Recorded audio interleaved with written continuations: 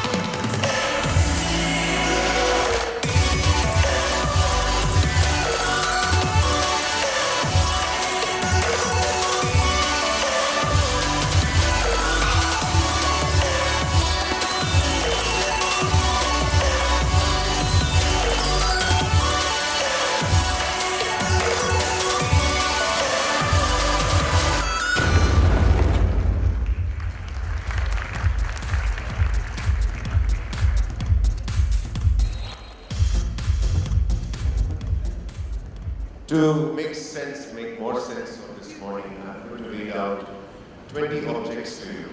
Some of these objects may have memories for you, some may not. Digital watch, CD player, Walkman, VCR, video camera, still camera, photo album, dictaphone, calculator, compass, TV, radio, calendar, notepad, mailbox, typewriter, maps, stopwatch, library, bank. I just listed 20 items whose experience is now on one device in the past 20 years. This is to give you a sense of what we've been dealing with in the past 20 years as a business, and this is the time frame within which Fiki Frames has going on, holding this platform year and after year. This is the time of the morning where I request you to raise a round of applause to the team at Fiki, who makes it happen.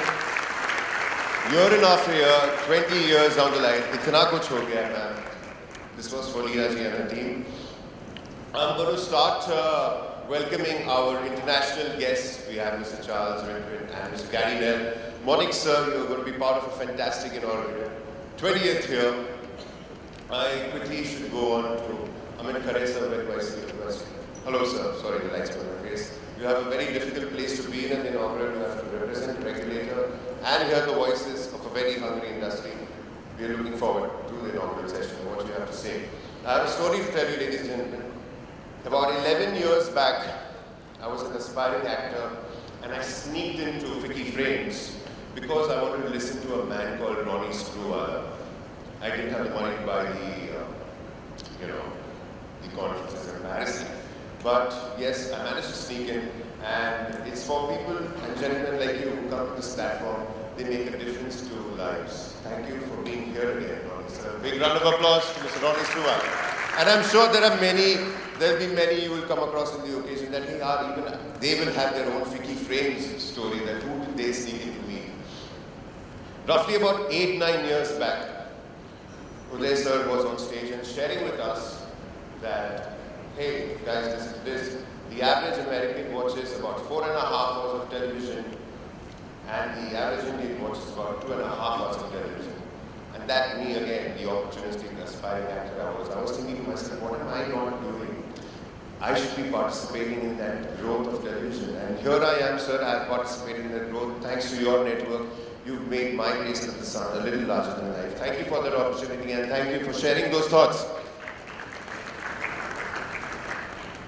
So much has been shared about the platform, so much has been, it's almost overwhelming for some of us, and I just want to share with the dignitaries of the inaugural, our international guests, Amit sir, Uday sir, Ronnie sir, and Dilip sir, who's representing the body which is putting this platform together.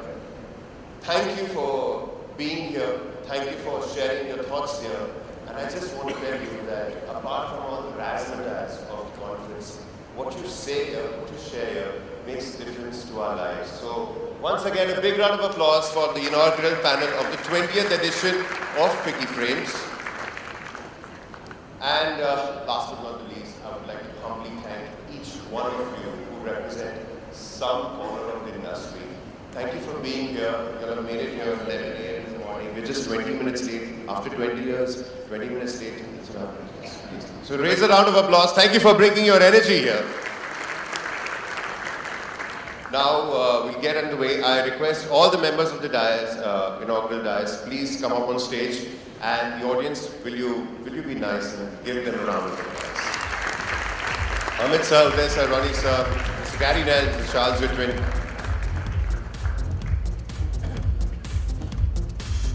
Dilip sir.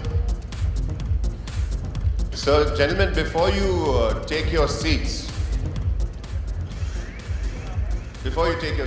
morning sir, I'm going to request you all to do the cultural formality of lighting the lamp.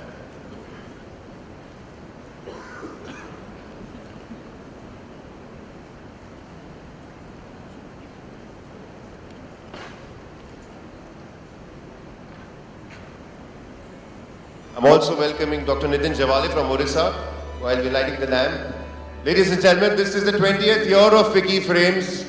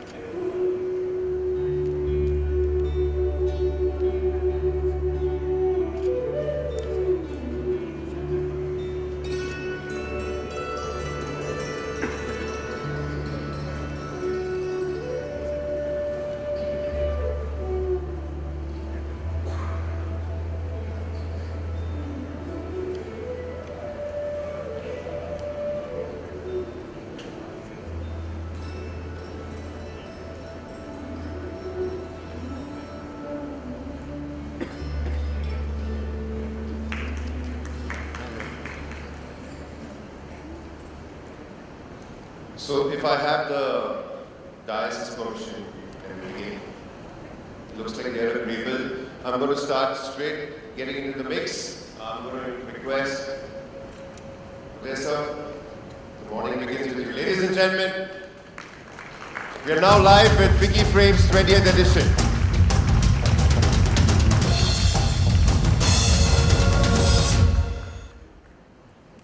Good morning, everyone. Thank you for being here today. First and foremost, our distinguished guests on the stage, Secretary Andy, Gary Nell, Chairman of National Geographic Partners, Charles Rifkin, Chairman and Chief Executive of Motion Pictures Association of America, Ronnie Struwala, Dr. Nitin Bhanudas Javale, Special Secretary and Managing Director of Vista Film Corporation, and Dilip Shenoy, Secretary General of FICCI. Thank you very much for being here.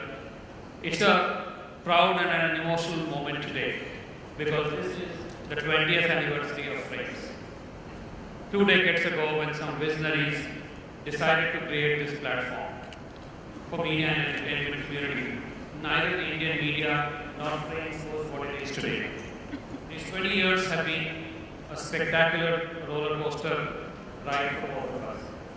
I have been part of this journey for most of this part, and it makes me really feel sentimental and proud that I have played a small role in this. From being a very small and somewhat fragile media and entertainment industry 20 years ago, today it is a source of global ambition and envy, and so is FICCI Frames. Frames was envisioned to be a platform where the media and entertainment community could get together to discuss its issues. Given the scale at which it is today, it would do its visionary founders very, very proud. Over time, Frames has become the most meaningful platform for media and entertainment community, not just in India, but in this part of the world. Attempts to clone it can at best be described as unrealized ambitions. My heartiest congratulations to FICCI and Team Frames, led by Reena Jasani, who have been relentless in their passion and their commitment.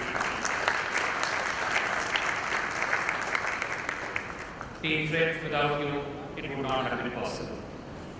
On behalf of the entire media and entertainment community, I salute them all. The transformation in the media and entertainment industry in India in the last 20 years has been mind-boggling, to say the least. It is one of the major media markets in the world now.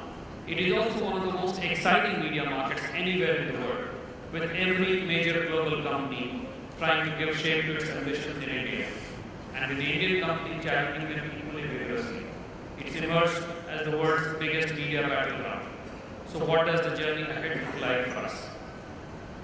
We will hear the views of our accomplished experts and practitioners over the next 3 days, so I don't need to give you my own debate. But in my humble opinion, the great Indian media and entertainment story has just begun. We are standing at an amazing inflection point. We can either sit on our laurels, or we can use the winds of change to fill our sails and embark on an even more exciting and glorious journey. We need to recognize the power of this creative sector in helping realize the national aspirations. Indian media and entertainment industry is ready to contribute more actively and more substantially than probably any other sector of the economy to the dream of creating jobs, assets, and wealth that this country nourishes. What's more is that we are also in a position to be the flag bearers of brand India, not all over the world. We are already seeing the innovations that are taking place in this country in the world of sports, in digital, in entertainment. Indian movies are winning new accolades all over the world, where Indian creativity is being talked about globally and attracting the interest of one and all. However, we need to make sure that our policies are aligned to accelerate creativity and growth. We should remove the bottlenecks and the roadblocks. Wherever we find these drags, we should be able to help to step in and align them while making sure that the larger social interest is always kept front and center. At the same time, we also need to make sure that in the name of bogus or phony social or national interest, we do not waste the potential of this industry.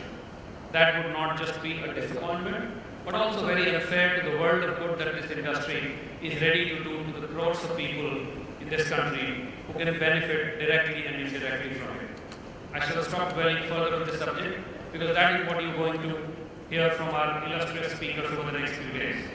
Before finishing, I would just like to highlight that this has been a very successful year for FICCI Media and Entertainment Committee. The committee has been instrumental in bringing about some key reforms for the industry, including a revision in the GST slab that was a long pending demand for the entertainment sector, and tabling of the anti-camcording provisions under the Cinematograph Act. I'm sure it will soon become a law. It marks a very satisfying year for me as the chairman of the committee, and I would like to congratulate all those who have been involved in making this happen. With this, I would like to call upon the dais Charles Rifkin, the chairman and CEO of Motion Pictures Association of America, to address the gathering. Thank you.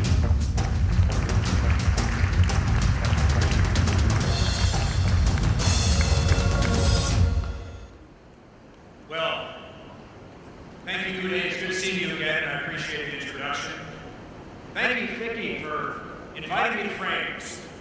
It really is an honor for me to speak in front of such a vibrant forum about timely issues and challenges that affect our industry. Before I go on, I want to acknowledge today, ladies and gentlemen, we meet at a very important moment in time. Very important. Because it's the beginning of the Indian Premier League season, of course. And I know there's some big questions out there playing on the minds of many, like can the Chennai Super Kings successfully defend their title? Well, I grew up in the United States where we, with baseball, where we threw the pitch as opposed to bowling it. We hit home runs instead of sixes, but rather than discuss the finer points of these two great sports, the former diplomat in me knows better than to talk cricket with this crowd, but I will say this. The IPL is the most exciting and most attended cricket league in the world, and that's why Star is banking on this passion and has paid substantially for the broadcasting rights for the next 5 years. Now that's the kind of smart media business that all of us can understand. And it's what I've come to talk to you about today. Because if there's one thing that unites Indians as passionately and across as many religions and socioeconomic strata as cricket, it's the movies.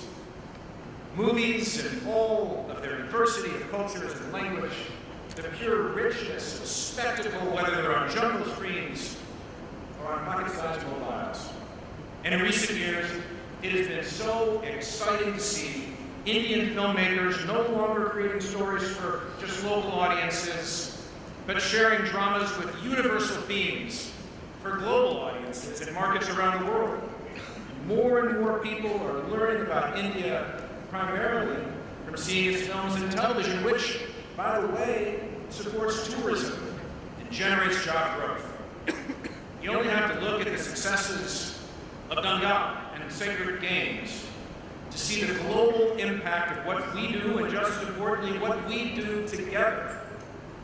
Dangal brought UTV Motion Pictures and Walt Disney Pictures India together, and Sacred Games, Netflix's first Indian language movie, brought our newest member studio, Netflix, together with Phantom Films.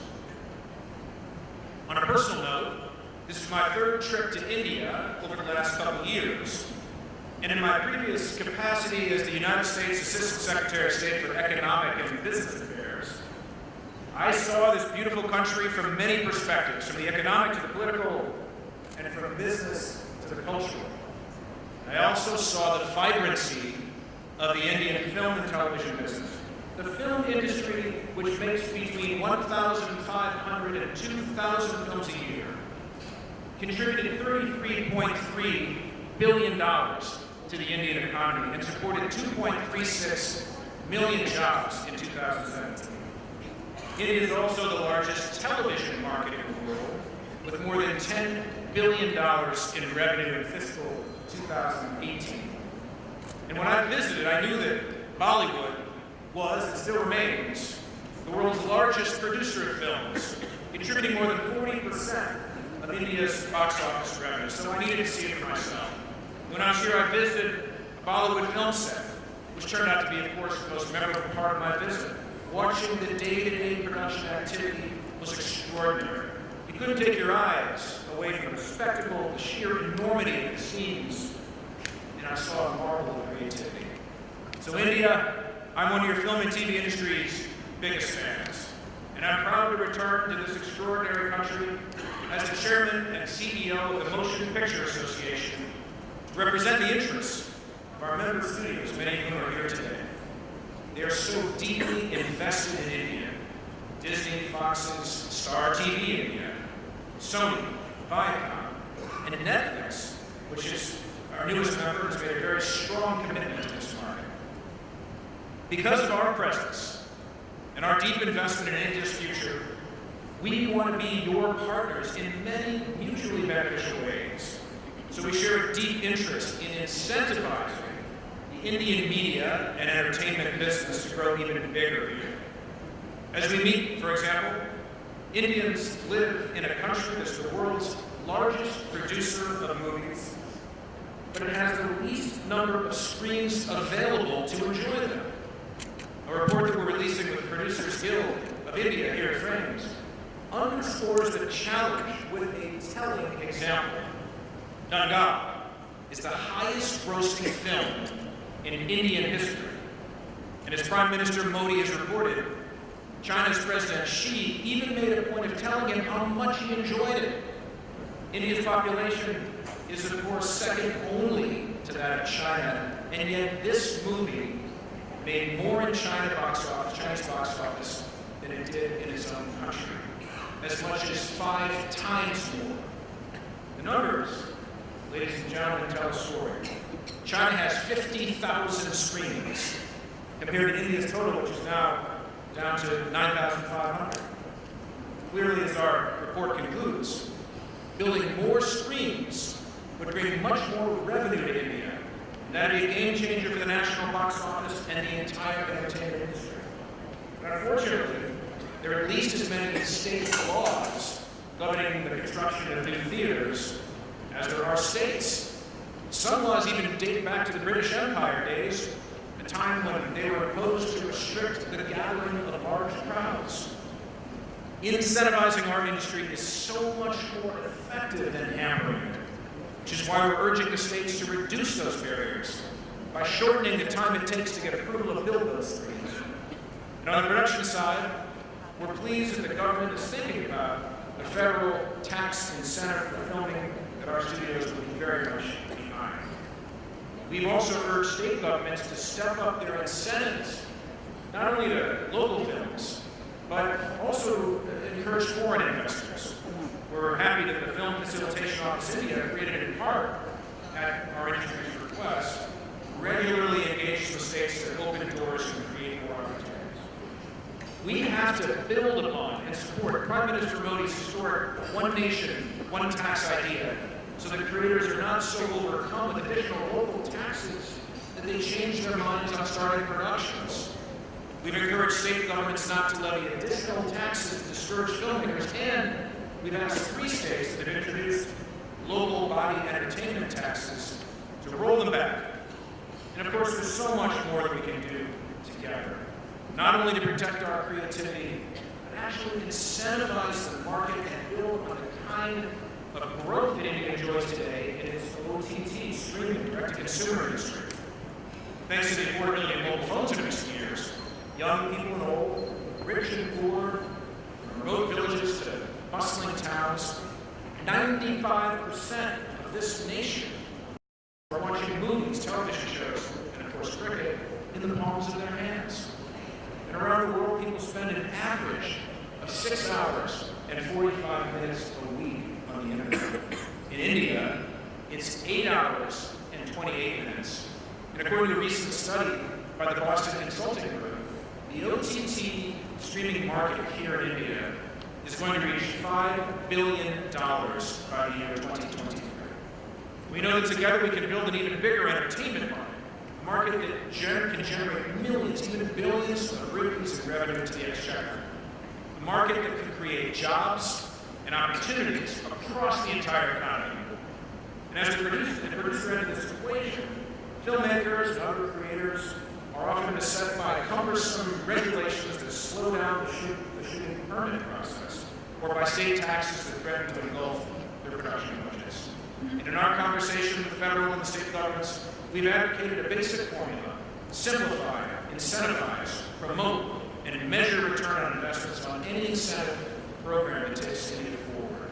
For example, the NBA shared an economic contribution report last year that underscored the importance of the movie entertainment sector to the Indian economy. And we're happy that the Indian government identified the Indian media and entertainment industry as one of the 12 designated champion sectors to help raise its export services to more than 4% of GDP by 2022. In many other countries, we've seen the positive impact of rewarding creativity instead of harnessing it into submission.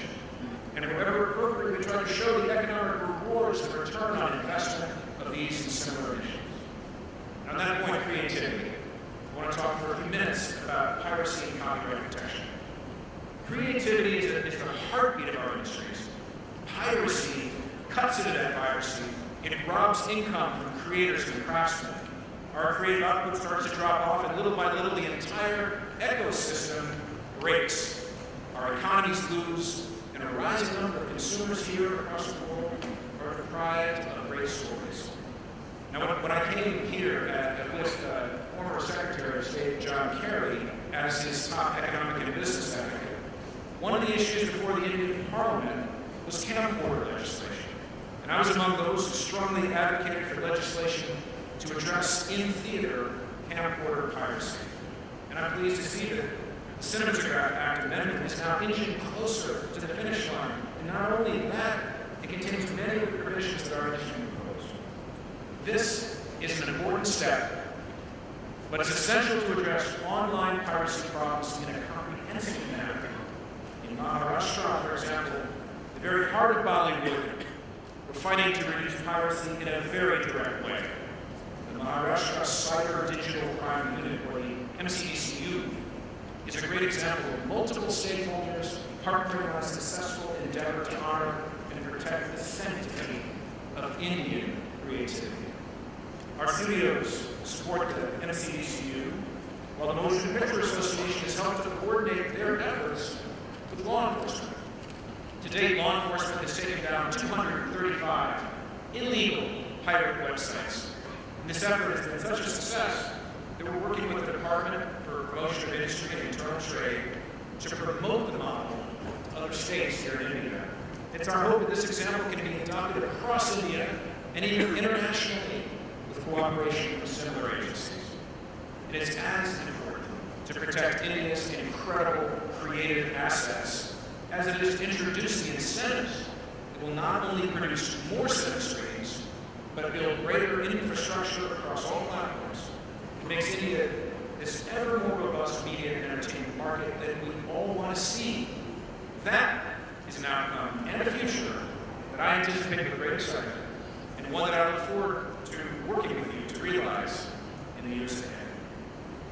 The great cricket journalist, Peter Roebuck, once told a story about India's passion for cricket, but I think it actually has a message in there for all of us too. He said this: a train that was going from Shimla to Delhi stopped at a station for a few minutes longer than usual. And the reason it stopped was simple. At that moment in time, Sachin Tendulkar was batting 98 runs. And everybody on that train and on the platform, from the passengers to the conductor, they waited to watch him complete his century. And I think both our industries always feel a little bit like that. We are batting 98. We are powerful. We are strong. We are achieving. But we're always looking to get to that century. Like the crowd that waited so patiently and confidently for Sachin to score his ton, we know it's going to happen. Together here in India, I know that we can get there. We have the shared interests. We have the desire. We have the partnership. We have the capacity, and ladies and gentlemen, we certainly have the creativity. Thank you very much.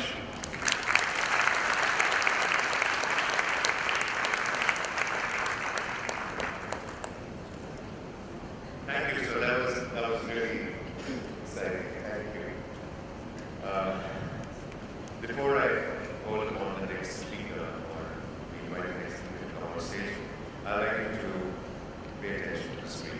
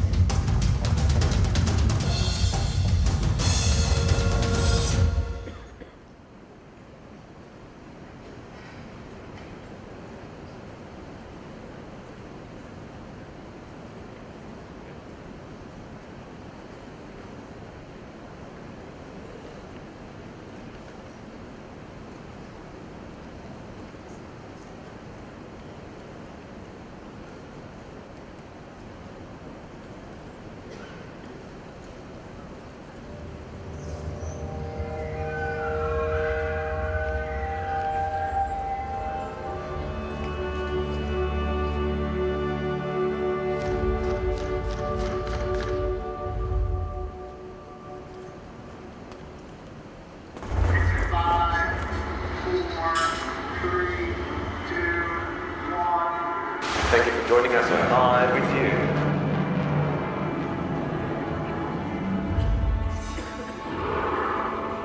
There's more than one way of thinking. There's more than one way of looking at the world. आखिरी गोली आखिरी दम ये BSF की खासियत है. The world is now watching. हम हमारी आने वाली पीढ़ी को क्या देंगे? India's size and its impact in the world is huge. Skills, I think it's directly proportionate to the development of any nation. Nobody believed that India actually would be able to do this mission. We are supplying around 30 million packs daily out of this factory. We will light up the lives of millions of people. The story of Kabaddi in India is, of course, centuries old.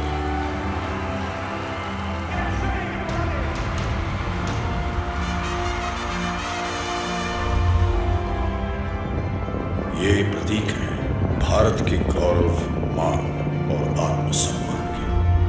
The President's bodyguard. When I look onto the tricolor, I feel it's a different kind of blood that runs through my veins.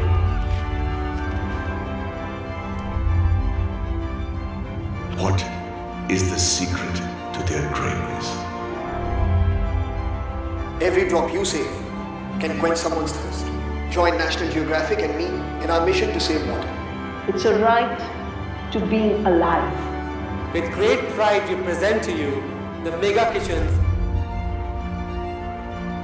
People wanted to see the glory of Venkateswara, so we have constructed a replica of the entire Tirumala temple. We know every voice must be heard. Every story needs to be told. We've been doing that for 130 years. And now, we are taking India further. Ladies and gentlemen, Mr. Gary Nell, Chairman, National Geographic Partners.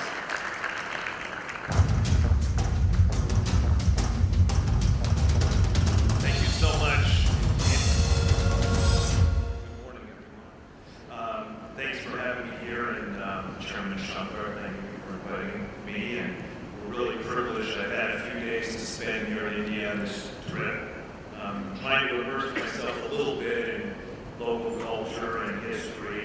Drove a rickshaw, ate some street food, walked around some really great neighborhoods in Delhi and in Mumbai, and really also tried to learn about the media landscape that Charlie has eloquently described, as well as the National Geographic presence here.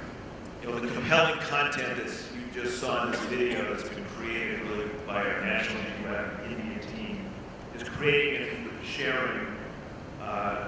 That reminder is a certain reminder of the universality of great storytelling. Robert McKee, who's a best-selling author and guru of screenwriting in Hollywood, refers to stories as the currency of human contact.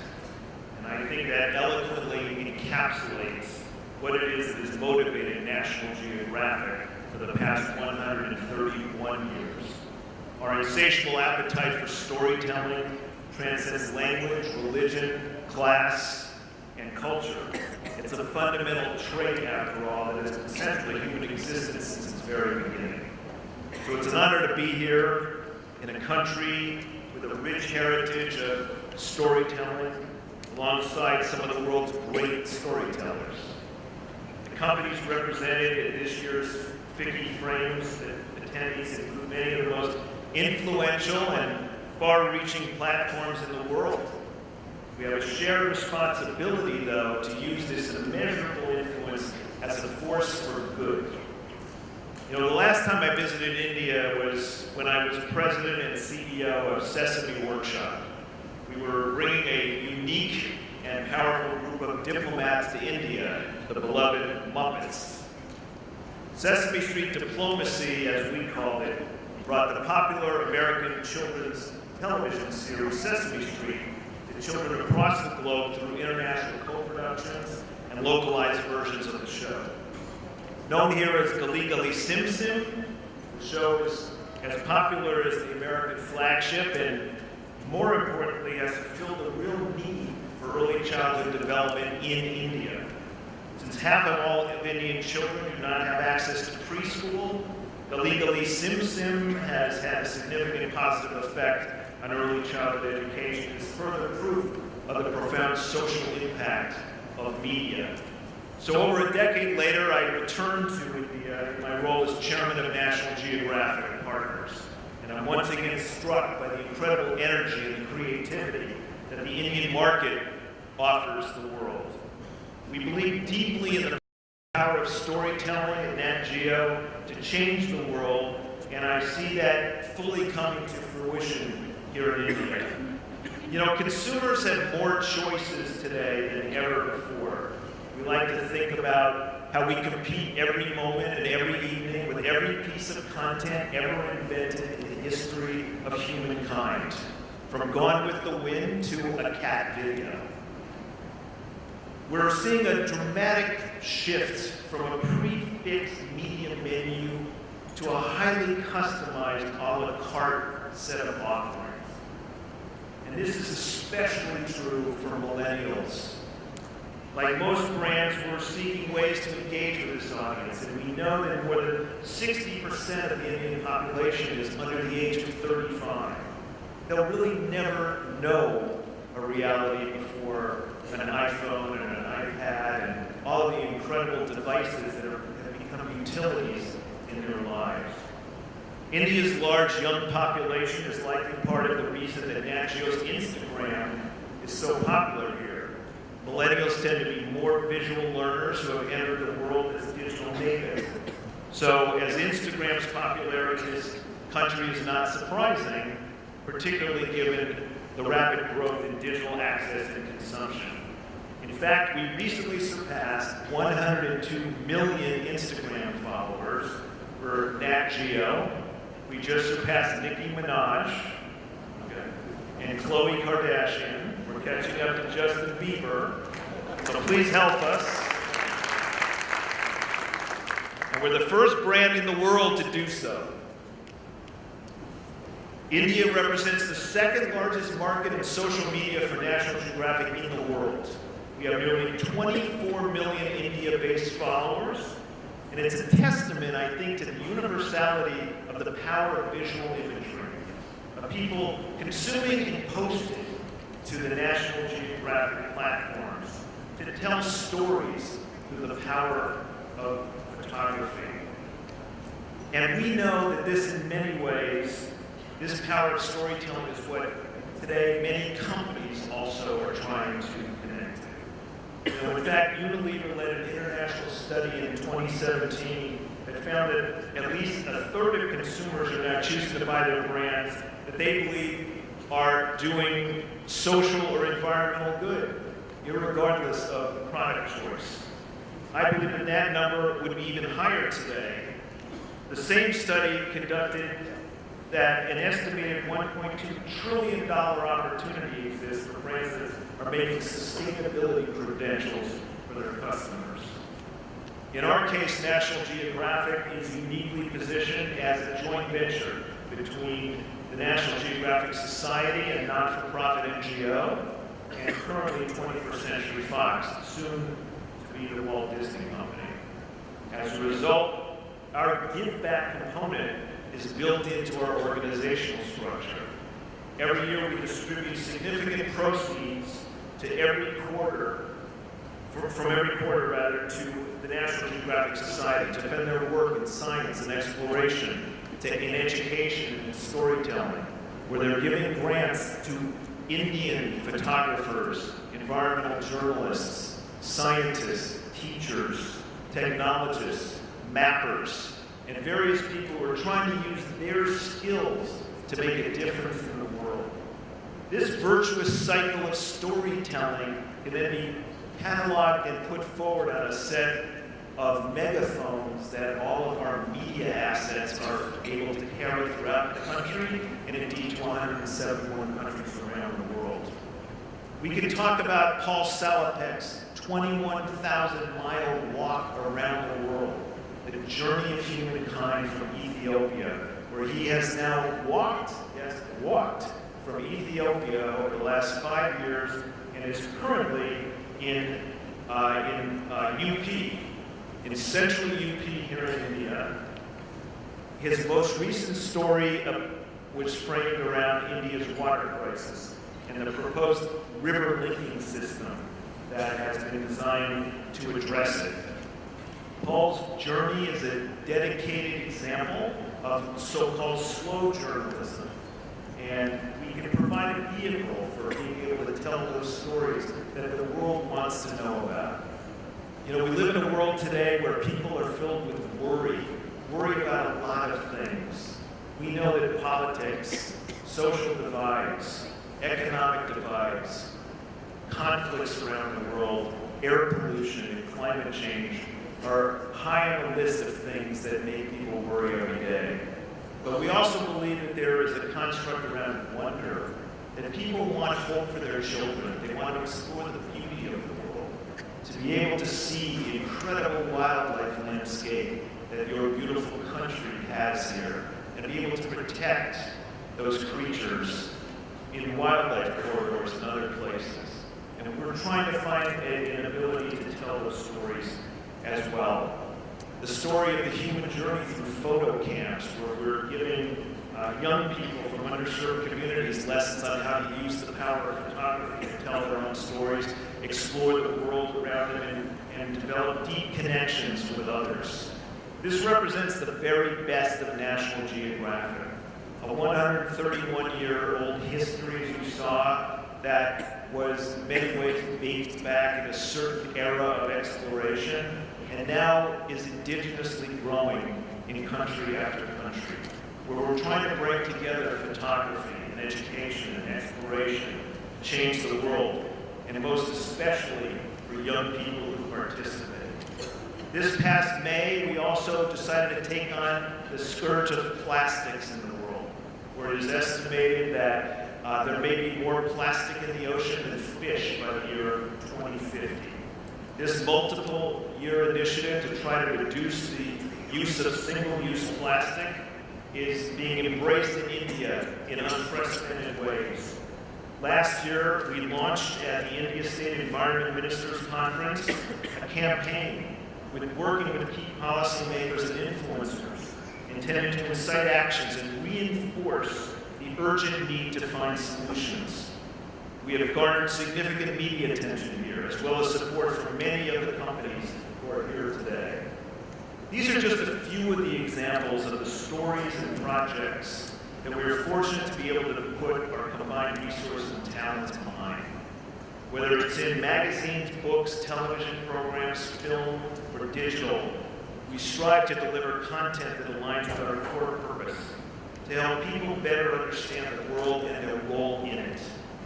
Of course, we must balance our conservation, education, and scientific goals with the need to develop content that resonates with our audience and ultimately generates revenues. To strike that balance is something we are committed to. Finally, working with companies who are committed toward leading with a purpose is key. We know that in many ways, this world is challenging. And companies who can step up and declare a purpose, to be able to drive their brands, to create emotional connections with consumers that go beyond a transactional relationship, are the ones who are going to make it in the 21st century. There's a growing desire to not just consume, but to engage. Not just to entertain, but to engage. So I pitch to you the proposition for all of you to consider how to harness the power of this industry, the power of storytelling to change the world. Just as National Geographic did in telling Jane Goodall's story with the chimpanzees, or Bob Ballard finding the Titanic, or Hiram Bingham at Machu Picchu. How can we harness the power of this industry and burgeon a young creative class in India to change the world, to explore wonder and worry? Stories can teach, they can inspire, they can enlighten, and they can push boundaries of our knowledge. And now to unleash all of this digital transformative media that we have at our fingertips is something that gives us a chance that we've never had before on planet Earth. Our children need us, our grandchildren need us, and let's commit to them to do the right thing for the future. Thank you so much.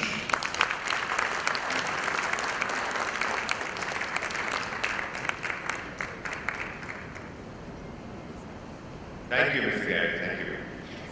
Well, I just take this moment to remind you that it's 20th year, and it doesn't get to 20 years without saying a humble, sincere thank you to many people.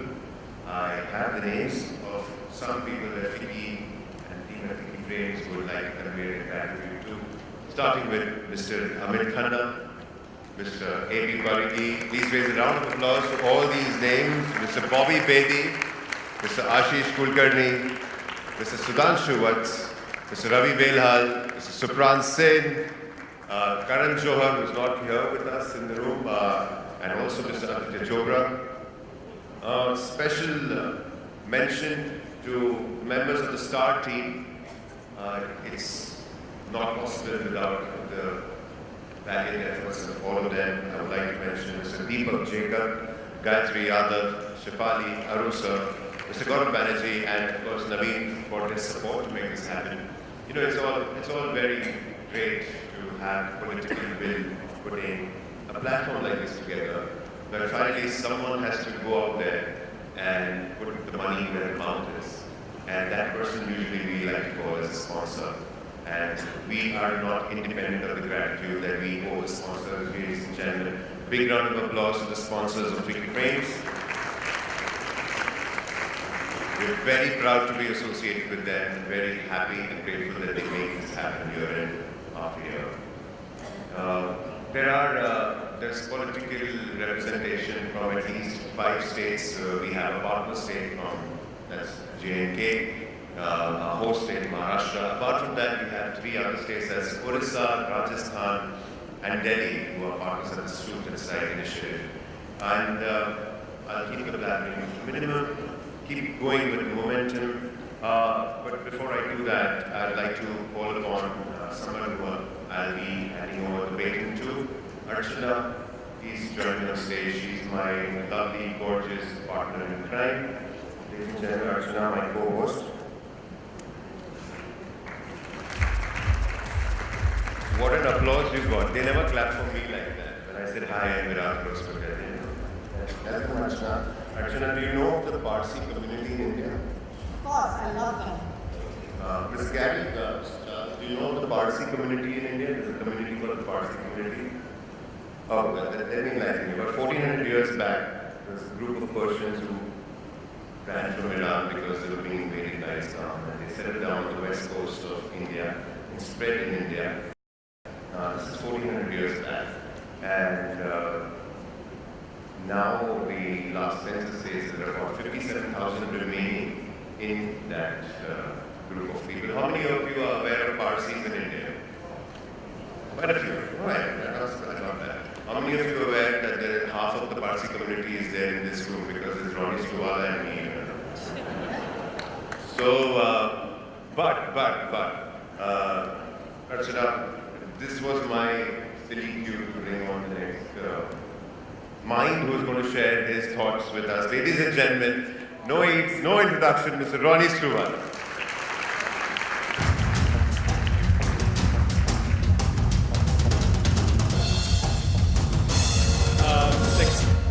Secretary Khare, Dr. Joy, Uday, Dilip, Charles, and Gary, and ladies and gentlemen. How's the Josh? This is a media and entertainment conference, guys. How's the Josh? Trying to get you all off some part of your mobile phones and a little bit of a distraction to get everyone's attention here in the first place. So, I think it's my privilege, and I know a lot of people got thanked just a few minutes ago, and I think we all have a nostalgic view for 20 years from here, and you know, when Nina and everyone asked me to come and address this, I couldn't say no because we've all been part of this journey for the longest time. I think it's a great sense and privilege to be here for the 20 years. My one caveat when I sort of speak today would be that I think I'm going to take the liberty of being a little bit more candid. And with full disclosure, obviously, having exited the media and entertainment industry about 6 or 7 years back, I can have the luxury of being a little bit more candid because I'm from the outside. And I don't have to necessarily worry about who I'm necessarily talking about on one side. But I think it also gives me a very different dimension to what we want to do. I do remember when we started off at Ficky Frames here, the film industry, which still represents about, I think, 10% of the media and entertainment pie, represented, of course, 90% of the first 4 rows that ever was sitting in the sort of, and always there was somebody glamorous from Bollywood lighting India, and I'm sort of, in some parts nostalgic, in some parts happy to see that we're now getting down to business, so we've got everyone in a suit lighting a very swift Diya rather than a long drawn-out process. The other part I think I can recall and remember is the fact that over the last 20 years, and I think Ficky started that, was the global reports, and we've got almost the big 4, some form or the other, contributing to the reports of where really the media and entertainment industry is. And I think with that, I'd say it's a cup half full and a cup half empty. And I think for all of us here, we need to understand what the opportunity is, but we also need to understand where we nearly left out. And I think from time immemorial, we'd always get excited about the report, and I think this one is going to be disclosed here, of how we're going to be a $100 billion industry, etc. And every year, I think, I would say more or less, we were about 50% of the target that we set out, or the big 4s would set out what the propensity of this thing was. And I kind of, when I was jotting down some notes last night, sort of introspected as to why. I mean, why would it be that here's an industry that had such incredible scope, and we do have, and it is one of the sort of landmark and sunrise industries here. Did we always feel we were falling short of something that we would always have to break out? And I kind of put down 2 or 3 raw thoughts. For me, having lived the world, and especially from the outside as an entrepreneur, I wanted to count as to how many sort of founders, leaders, and entrepreneurs really have there been that have sort of hurtled and led the media and entertainment industry. And there have been some phenomenal ones, and there are right now some phenomenal ones. But I think there were few and far between. And if you see some of the other economies and how we're doing in many of our startups here, it's really been the drive of the entrepreneurs, the founders, and of course the corporate leaders all put together. And that to me felt that that's an opportunity for many of you out here, also who are young and aspiring, to look at how we can strengthen this part, because this industry can't just work on passion. It needs much more than that. And it needs leadership, it needs founders, it needs an entrepreneurial spirit. The second one, what I introspected was really how much of real investment has gone into the media industry. And we can say a lot, and we can also say little. And I think I won't make a tabulation of that, but today if I were to sort of look at the e-commerce sector, I think today more money is going to the food technology sector, the delivery sector, than the media and entertainment sector. Of course, there are rare examples. News Corp and 20th Century Fox have had made deep investments in the country from way back in the 1992s and onwards, and now more recently with Disney with the acquisition of Fox and Star. But otherwise, if you sort of look at how much of real equity is formed and flowed into the media and entertainment sector, you'd actually find that it's not as much as it needed to be. And I think that's also an opportunity for where we're a cup half full and a cup half empty. And lastly, I would say, what is a media company today, and where are we standing on that? Why is it that a games-originated company like Tencent in China still has 3 times the market cap, though now it's been reduced in the last 6 months to 2 times the market cap of the number of one global media company, which is the Walt Disney Company?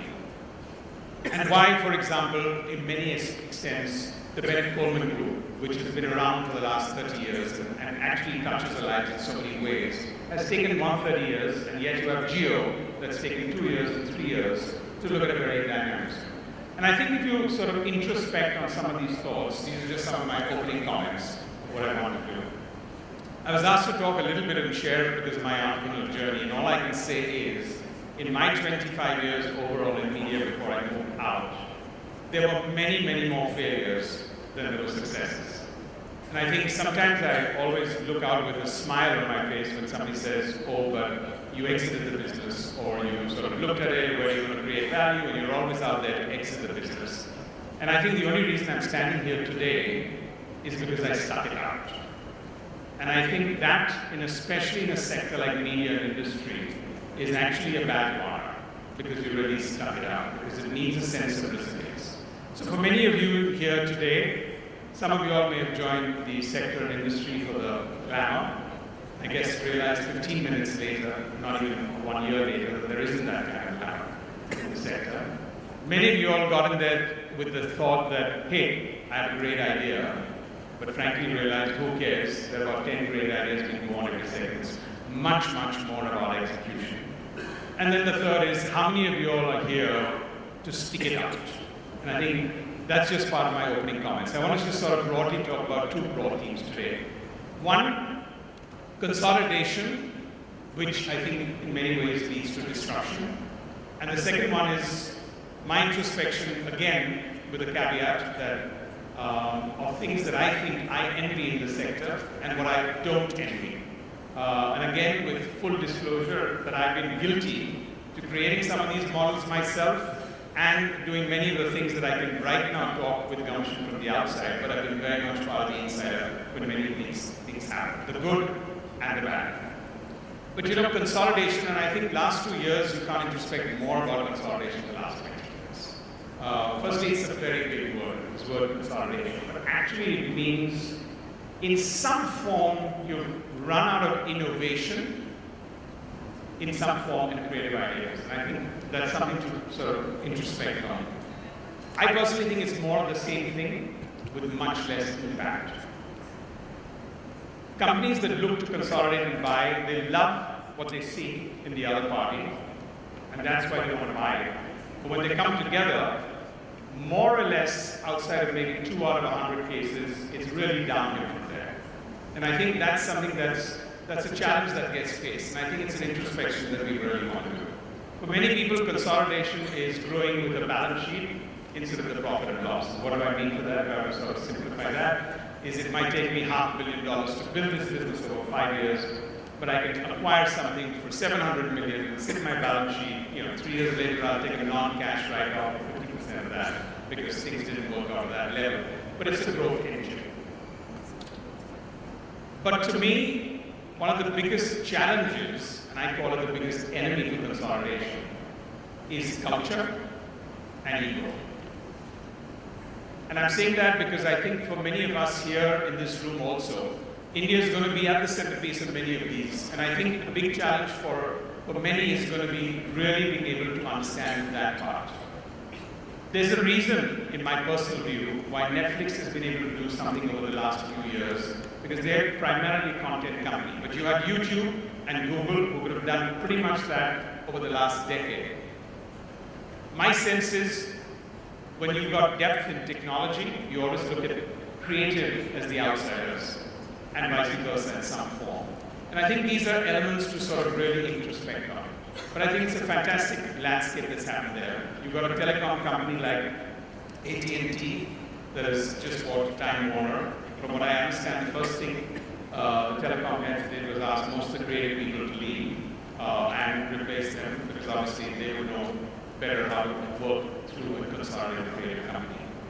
And then you've got the most creative media company in the world, the Walt Disney Company, looking to acquire a major part of the most entrepreneurial media company in the world, which is 20th Century Fox. And I think if you see that pan out over the last 1 year, it's an interesting process to look at that, because what you've got is an incredible entrepreneur, Rupert Murdoch. And I think for entrepreneurship and in media, one of the biggest things is about timing. If you can get your timing right, you can get a lot of things right in that context. And I think to look at the environment here, and I think many of that is going to have its tectonic shifts even in India, where two extremely interesting and incredible cultures are going to come together and impact in many, many positive ways for all of us. But there you had a Walt Disney Company looking to acquire a major part of Fox, because from where I sit, Walt Disney is an incredible company, but it didn't have the international profile that Sky, and much closer home, an incredible asset in Star brought to the table. And then you had a Comcast, who had a history of 5 years back looking to acquire Disney, but then was rebuffed by the management. And therefore had some unfinished business, made a counter-competitive bid to bid for 20th Century Fox. And then you have, of course, the smartest entrepreneur in media in the world sitting by and watching the value go up by $20 billion while two companies decided to up the bid. And then you have one of them saying, well, we're going to have to disrupt this even further, and they go out and acquire Sky, which is pretty much half of what they bought the international global part of the business, 20th Century Fox for. Though I think that was a win-win situation, because it's not a phenomenal asset for Disney to own, but for a telecom company, it was an interesting one to get a head start on. And so you narrow it down to this incredible asset called Star in India. Full credit to the entire management team here to actually create that kind of value. And I think Uday's leadership, for all of us, we all admire here for that and as always. And if you look at that element, I think it's unfinished business, because then you have a phenomenal local business by an incredibly visionary entrepreneur called Subhash Chandra who built CTV. And I think all of us really understand that there's going to be some sense of consolidation in that space. So it'd be quite ironic if Comcast were to look at Z, and then you've got these major assets, and to some extent, India is a little bit of the playing field of what that goes. So that's why I thought it was a little bit relevant to give a little bit of this context and history there. Because now you've got this asset that's been bought for its global expansion, and then you've got contrarian view in some ports, and I think it's going to be fun. I can say it's going to be fun from the outside, but I think it's just going to be fun from multiple elements of that. But I think those are tectonic shifts that I think will happen.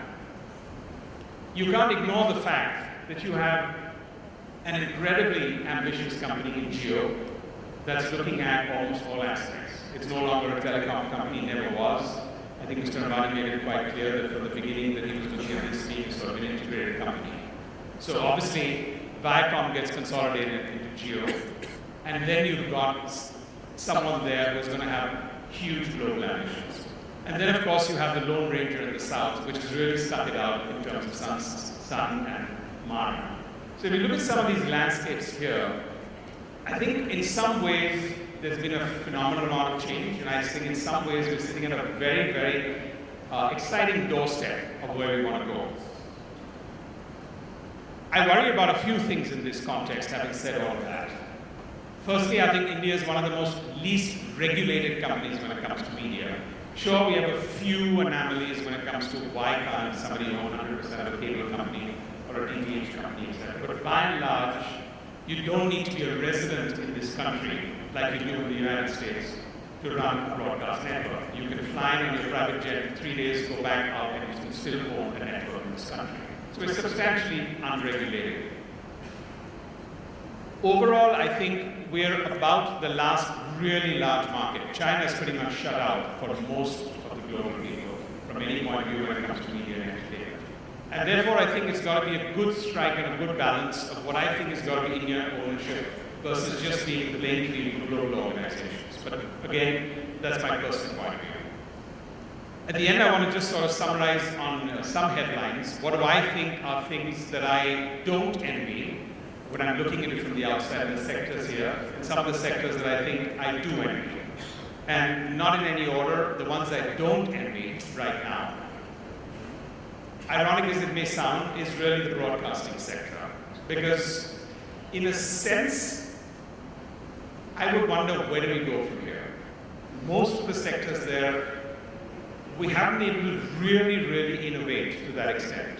The companies that constitute that now have broken out, and many of them have innovated. And I think, again, back to Star being the exemplary model, whether it's been in sports, whether it's been with Hotstar, whether it's been in a very diverse view of looking at the entire spectrum. But by and large, if you look at the broadcasting sector, it doesn't have my envy. Challenging for us to figure out what's the next level of innovation. If you look at the kids segment today, the definition of kids is going through an overhaul. I mean, there's no concept of a 4 to 14 age group, which we would discuss when we started out Hangama at that time in Kids Channel. The youth space, again, substantially disrupted, and most of them have pretty much gone out of television and broadcasting. Viewership completely and totally. If you look at news, yes, we're in an election year. There will always be 10 new channels that will come up, and then 9 will go off. But there's a sense of resilience there. I think it's almost one news channel per news anchor. So, I think if we have 7 more new anchors, there'll be 7 more news channels. And that might happen just before election day also. So that I don't think there's going to be a problem on. If you look at the English space, both in terms of movies and the English, again, very difficult and very challenging in terms of where do we bring in the next level of innovation. Because again, nobody's really looking at appointment viewing, and everyone's looking at the on-demand viewing. Everyone's looking at binge watching. The consumer trend has changed substantially. And now with the regulations where each and everyone as a consumer can choose, it's a challenging time. So good businesses, but not something that one can envy from the outside. Cinema. I think, again, I've been a proponent of this, and I've been part of the sector, and all I can say is, we're about as insular as it gets. And I can say that again as being part of the industry, not from talking about the industry. And I don't mean that in a condescending manner or an extremely critical manner, but it is insular, because the kind of scope we have for this sector to actually blow out has been incredible. But I think our ability to innovate, to harness, to take feedback, to understand what the consumer really wants. I mean, I think for the last 10 years we've been celebrating the 100 crore club. I mean, even inflation has made that 100 crore club into a 10 crore club. So I think those are the sort of sandboxes that we need to necessarily break out. Another one that I would not envy, of course, is the cinema theater business. Very tough, very tough. I think it's primarily because it's a high debt business, it's a high rent business, and unfortunately all the companies are public listed. So you can't take a long-term view on anything because you've got to go with the quarter-on-quarter view. And many parts of their decision-making process today is actually alienating the cinema and the creative passions of that. One of them, which I constantly have an argument with them whenever I can, is the fact that we've been trying to get content down from our 2.5-hour storytelling to a tight 2 hours. And cinemas now fill up the interval with 15 minutes of advertising and pretty much have scared off the younger audience from even wanting to come to see a movie theater. And I think those are some of the ones that I would challenge as we go forward on. If I were to introspect on what I do envy, yes, the content sector today I think is out for a good 5-year honeymoon. The reason I use honeymoon is because I think I've been through 3 or 4 of the cliffs and the abysses of the content cycle enough to know when is a honeymoon, and then when comes the settling down, and the other vocabulary that goes with that. And sure, there have been 100, 150 television producers, and we'll go up to 400, and then we'll come back to 150. So really it's a phenomenal opportunity, but unless we can consolidate and get some scale into that business, it's going to be a challenge. And the one thing I worry about it is it's still work to hire. Our thinking is not one where we're looking at originating ideas, taking the risk, owning the intellectual property, rather than just being a work for hire. So it's an extremely interesting and enviable sector, but not to that extent. Sports, I think, is something that's obviously, and I don't mean necessarily buying up rights, it's really creating the multiplicity of sports that this country needs. We're one of the few countries in the world where actually sports can be, and it is in many aspects obviously, a strong form of both media and entertainment, and a big driver for subscription and a big driver for the advertising revenues. So I think the investment we need to make into the ecosystem of sports is incredible. It's just about starting up. It'll have its ups and downs, but it's for the long haul. And I think many of you are looking at career options. This is something that I think is really a sunrise industry. The third one, of course, is platforms, but really the ones that can afford and be able to get large paid platforms. The fourth for me is really anything that we're doing in the creative form for the 14 to the 24 age group, but in B2C businesses and not B businesses. Because that, I think, is really where the future is. They've moved away. We can get their attention span, and that primarily means everything that's interactive, everything that's games, and many of the other aspects that are not yet so clearly defined when we look at the media and entertainment business. And the fifth, but definitely not the last, is edutainment. And in my second innings, that's the one part that I'm focusing on, which is education, specifically in the terms of learning. And I think at the end of the day, all I can say, having done on both parts and having been substantially involved in the education business the last 5 years, at the end of the day, learning is storytelling. And if you can tell stories in an enthralling manner, really, when are you going to learn? When you've got a phenomenal professor giving you a lecture. You ask a Harvard student what does he most recall about his 2 years when he did his MBA, he'll talk about the great case studies. So in many ways, education and learning, which at the moment is looked as an outside sector, is actually so much part of a media sector. And when you bring all of that together in a confluence, I think it makes a great one. And so, really as a closing comment, I think the companies of tomorrow, even in the media sector, really need to be consumer companies and not media companies. And I'm hoping not in the next 20 years, which is the 40th year of Africa, but in the next 5 to 8 years, we won't be just calling this media and entertainment, but really, my definition is the future of consumer companies of tomorrow. And the reason I say that is because we all need to introspect that while we've been building many things that we build here, how much of our real attention goes to the core consumer versus the core advertiser or the core stakeholder, whether it's the shareholder or your investment company. And I think not as much as this sector needs it to be. So if you look at the consumer company of tomorrow, and I think there are some that are moving in that direction, there's obviously television, which is going to be a mainstay. It's a 50-50 between what I would call a B2B and a B2C business.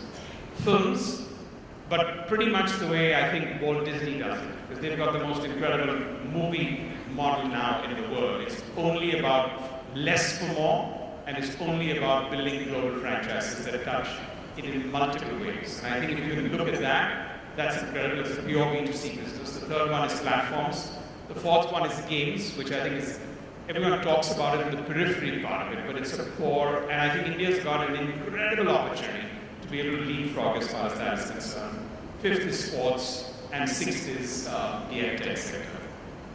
So I'd like to end by just leaving one thought here, that I think if we included 20 years of thinking frames, and if we had to do a report card over the next 5 to 7 years, I would say that if we can set our minds on being less and less a company of arbitrage, a company of being just a service model, a company of being just, or an organization or a country of being just work for hire, but looking more in terms of innovation, origination, and ownership, that's where we need to be. Thank you.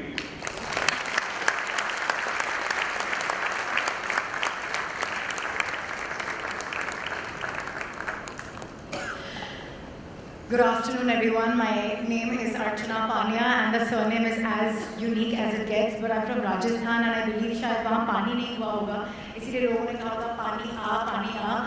Horrible joke to begin with, but because I go into ethnicity, and that's probably what I owe my job to as a radio jockey. I think knowing your roots is always a beautiful thing, and because Viraf earlier on kept egging me onto this Parsi bit, let me just say, sir, I have so much respect for your community, not just because of the way you just said you would be sugar in the milk, but because of how you've contributed to society by not just making so much of your earnings a part of daan and punya, like we call in Hindi, which is to enrich society in all possible ways, but always, I think your perspective on things is edutainment to me. I really respect you, and I think we all need to applaud RSVP Films for taking that baton forward and for Uri. So let's just do it for Sir. How's the Josh? I need to hear it high. How's the Josh? Well, thank you. Hi, ma'am. Thank you. Ronnie sir, I want to thank you क्योंकि आपकी company ने एक बहुत अच्छा DVD collection दिया था, which had Harish Chandra Tea Factory, and I actually enjoyed watching the history of cinema, and so to say the father of cinema, Dada Saheb Phalke's story, which brought me to the point of why today is so significant, and for me to be in such an honorable position to be, talking at Vicky Frames. Because even back then, when films began, there was a fight for one word that every human being sort of lives for after love, and that is respect. This industry lacked respect then, it lacked respect 20 years ago, and I just want to take you back to 1999, since we are in the 20th year of Vicky Frames. 3 films that I think, which came out in 1999, which pretty much showed us where the film industry is going. So one is Vastav, where I think the goonism and the dark ages of films was being set Tara bye-bye to, because I think post-Vastav, we saw a lot of films that were trying to be a Vastav, but never managed the magic. There was Sarfarosh, which I think was trying to end the dark ages by bringing in justice. And then there was Tal, and somewhere we were sinking ourselves with the future. These were 1999 films, in the year 1999. And 20 years hence, I can definitely say I feel like a proud Indian, because when I was born abroad in Kuwait, the only thing that kept me connected to my roots was films. And films pretty much defines our journey as we're growing up. And it's so true that they just shape the way we not just look at our country and feel, but also somewhere enrich us. So thank you, Vicky Frames. I want to clap again for y'all for not just celebrating these 20 years, but making us look good and respectable. Okay, now just bringing you back to, because our theme this year is Global Goes Indian. I just want to say a few things. मैं बहुत proud Indian feel करती हूँ for 2 reasons. अभी recently एक film मेरी ही कहानी के ऊपर Airlift, which is a story of my life, बनी थी, and it just makes us realize how much of love, faith, and integrity as Indians we spread around the world, which is why I, being a part of a war zone, was never ill-treated by the Iraqis, for instance. And there's so many things, and the word that kept coming up by great panelists is storytelling, history, culture. We're so rich. I keep wondering, why is the superhero zone owned by Hollywood? Why? We have Hanuman. We had this, original superhero here. I also believe that there is so much story in every corner of this country that today we own an Oscar thanks to Guneet Mongia, who actually made Period End of Sentence, which is again a story from our land. We have so much happening in our country, and there's so much aspiration, and there's so much. I feel so proud that thanks to Vicky Frames, I got my job.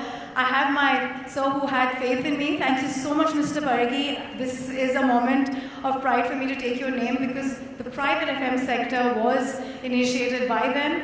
I was also very happy to be a part of the opening for Kabaddi, which is again a very gully wala sport, which today we actually celebrate. So I just want to say, bringing in respectability to what we belong to, I think India is very rich in not just culture and what it has, but in what it can bring in terms of storytelling. So great that we have a content market today, a bazaar जहाँ पे आप अपनी सोच बेच सकते हो, लोग खरीदेंगे. What a cool thing and what a cool idea, and it's second year by the way. And frame your idea. This is where you actually can sell your ideas. So thank you so much, Vicky Frames, for making this happen. But before we go any further, let me please call upon stage Mr. Ashish Firwani to launch the Vicky EY knowledge paper right now as we're going to proceed into the next segment.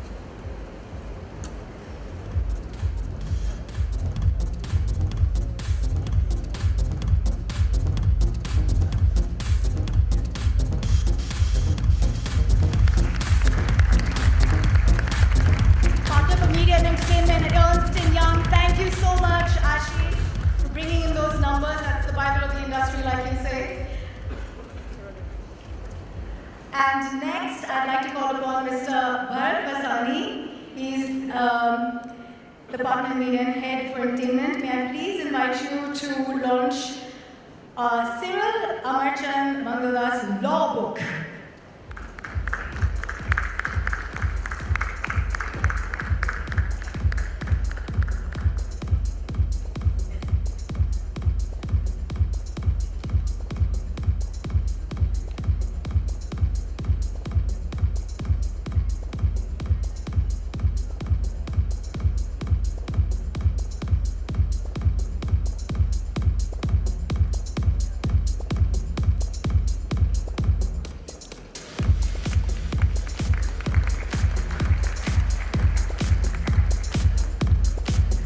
Ladies and gentlemen, so proud to felicitate the Odisha Film Policy, which was already released. This book has already been released in Odisha, but we're having the first look in Mumbai, for which I'd like to invite upon stage Mr. Nitin Javale, Special Secretary and Managing Director, Odisha Film Development Corporation.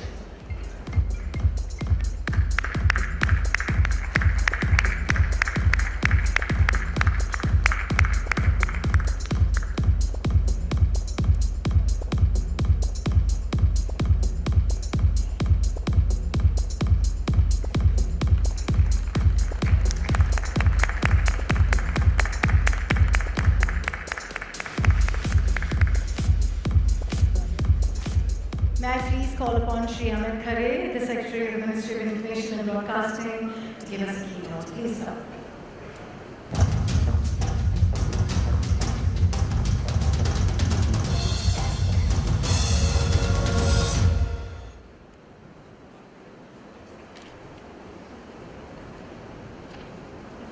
Mr. Uday Shankar, Mr. Manish Kumar, Shri Dilip Shah, our international guest, Mr. Gary, Mr. Charles, Mr. Javed, all distinguished guests present here. Let me start by thanking Vicky for inviting me here. It is always a pleasure to interact with the members. And I must tell you, this is not a customary thank you that you give at every opening address. These interactions with Vicky have been very meaningful and fruitful. Some of the initiatives that you just saw on the screen at the opening were actually the joint work of Vicky, its members, and the Ministry of Finance.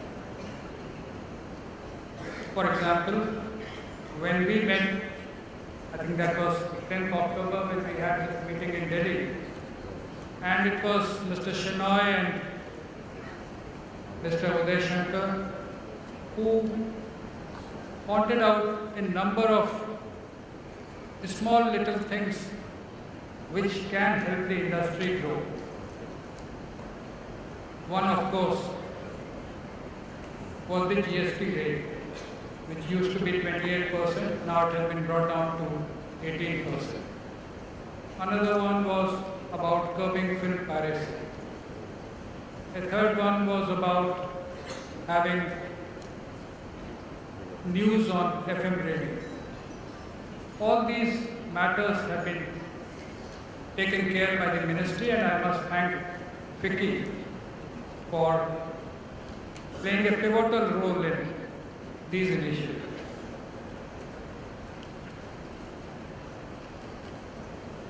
Now, when I joined as secretary of this ministry about 10 months ago, in fact, I joined on 31st May 2018, a good number of my colleagues, they said that you are on a hot seat in an election year. Many others thought that it is a very glamorous role, you are dealing with films and television and whatnot.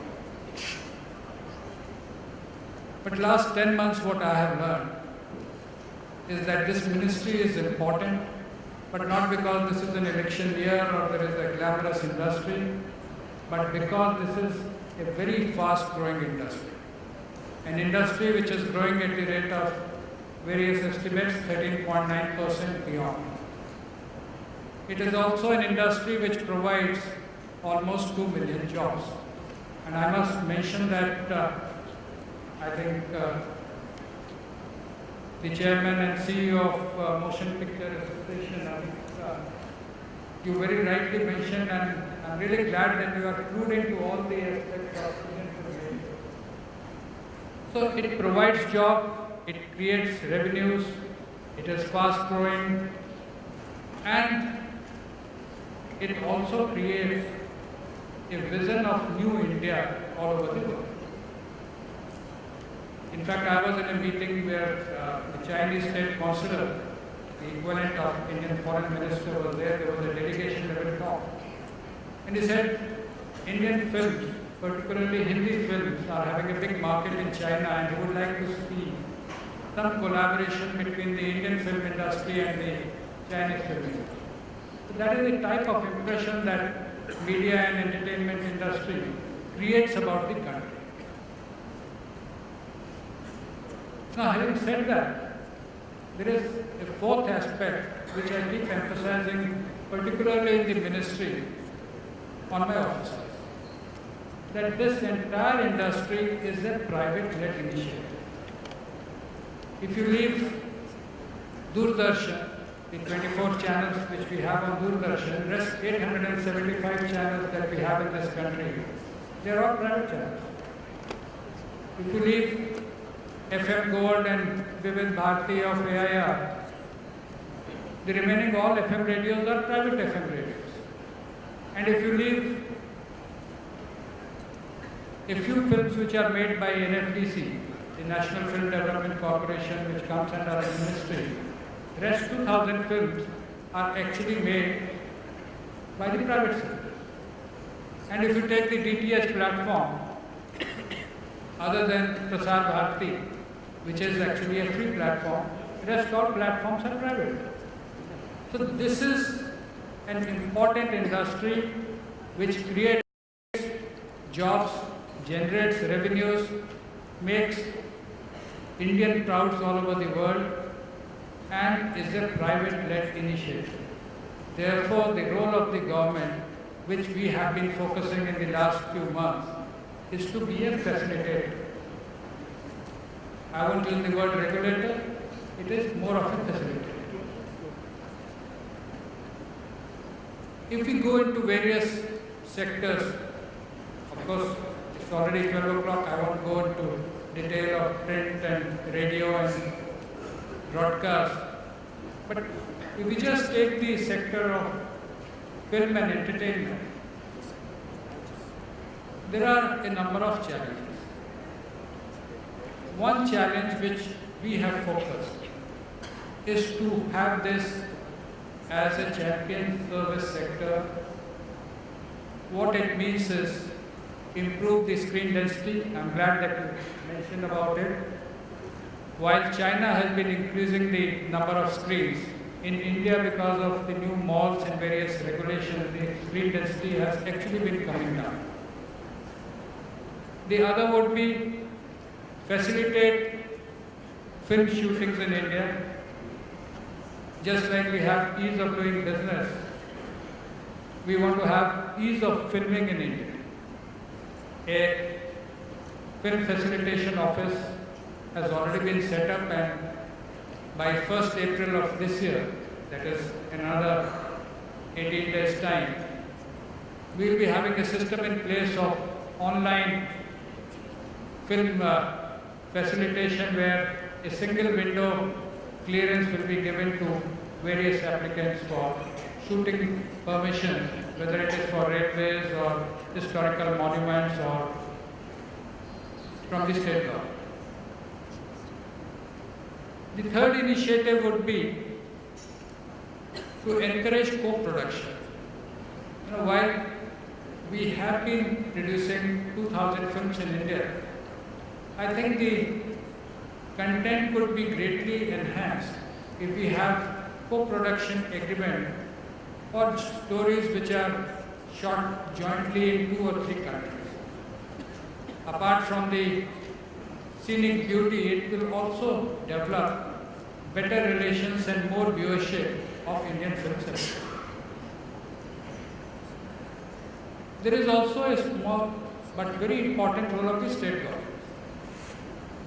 All along we have been focusing, I think historically because of the role of censor board, the focus has been on the ministry at Delhi. But the fact remains that theatre licensing or facilitating film production at the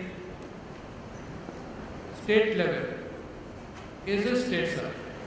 Many of the states, we just had this policy of Odisha presented before us, Uttar Pradesh, Jharkhand, they have developed a system of incentives for filmmaking.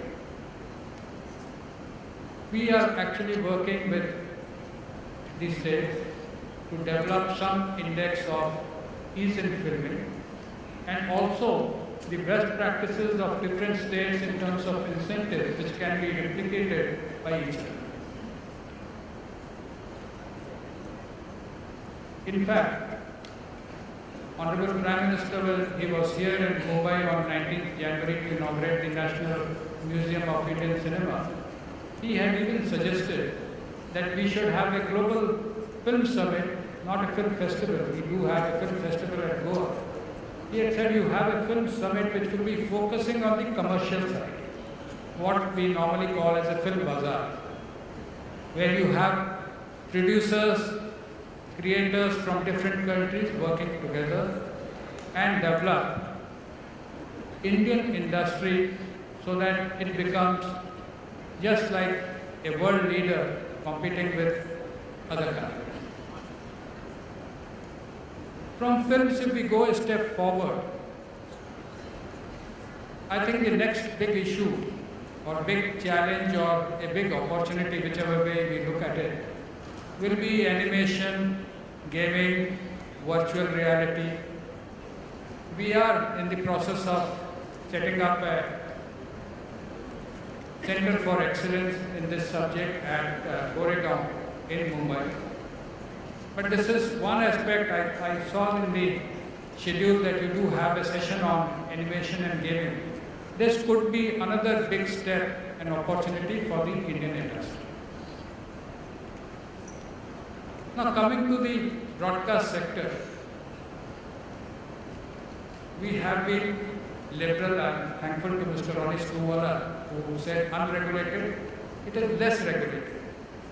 And I have always preferred, personally, less regulation to more regulation and self-regulation to regulation by the government. There is no reason to believe that the wise men sitting at Delhi would be more knowledgeable or more prudent compared to the industry people who are dealing with the subject on a day-to-day basis. So self-regulation and less regulation both complement each other. If we want the industry to grow, we would rather like to have fewer regulations but clearly spelled out, and the system would be focusing more on self-regulation instead of having a class monitor sitting outside and trying to discipline people. On the print side also, it has already been mentioned, the revision of rates, etc. has taken place. We do have better systems for clearances by the government. But the overall, if I could say in a few lines, it could be that for this important sector to grow, one is the focus on changing technology.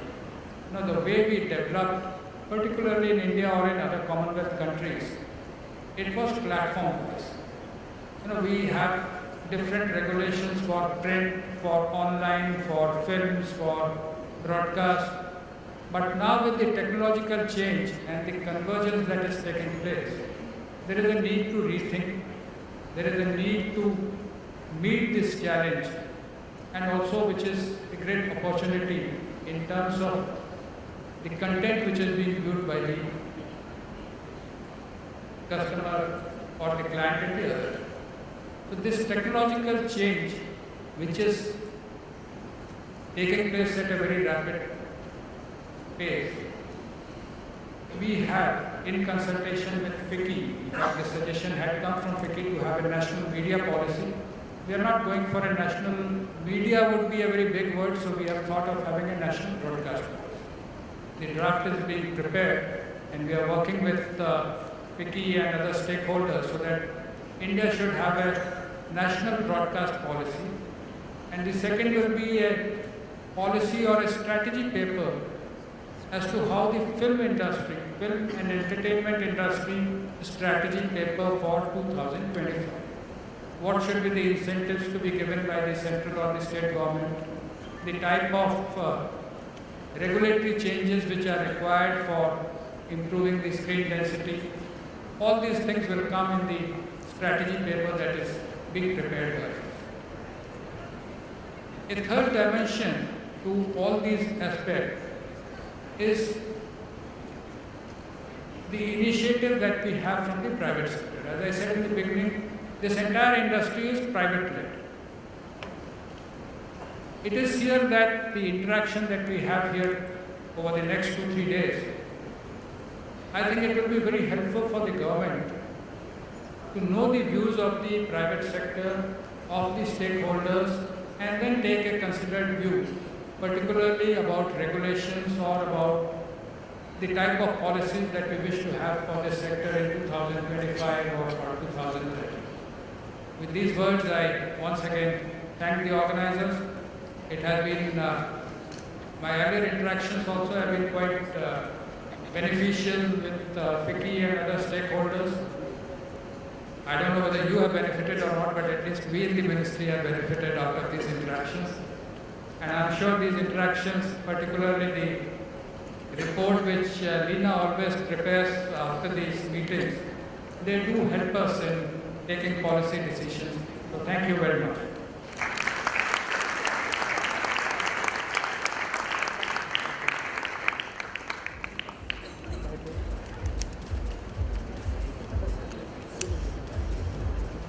Thank you so much, sir. May I please request Mr. Dilip Shenoy to please come up and give us a concluding remark for this and of course the moderation. Thank you, sir.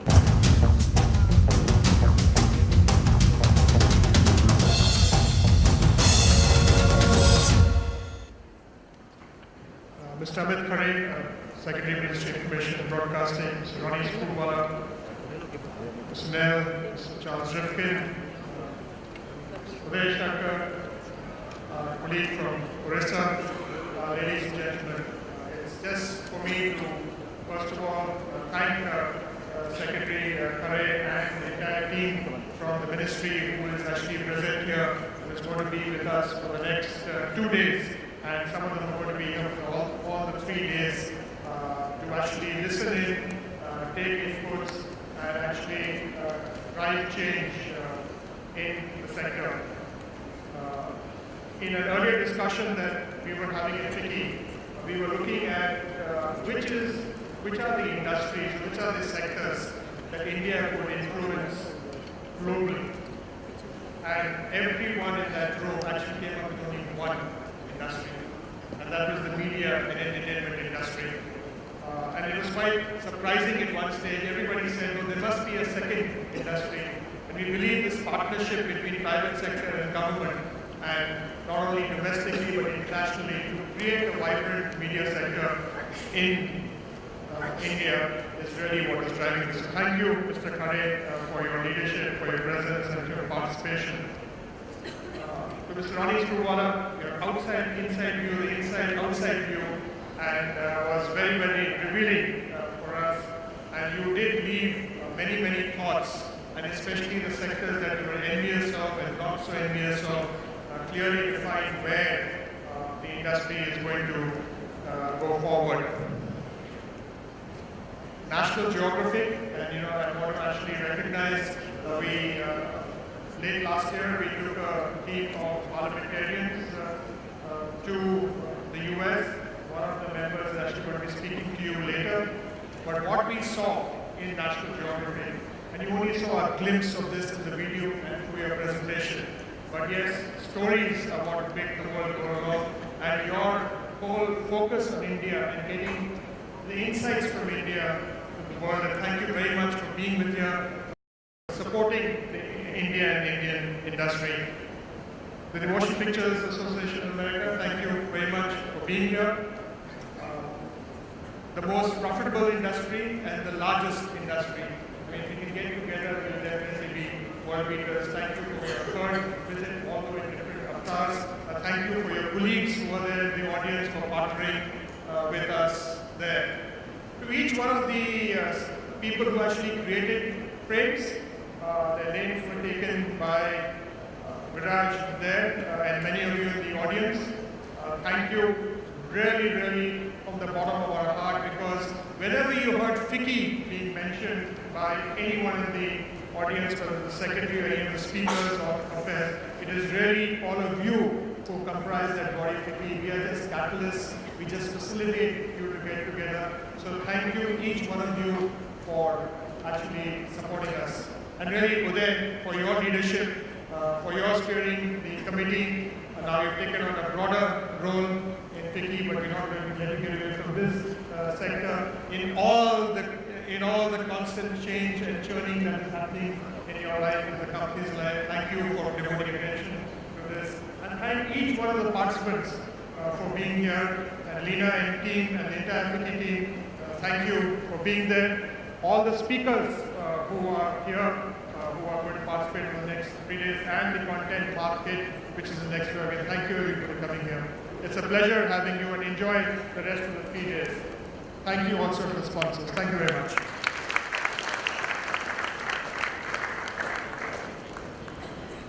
There was LP, there was radio, there was cassette, there was CD, DVD, TV, and now the culture is largely called Netflix.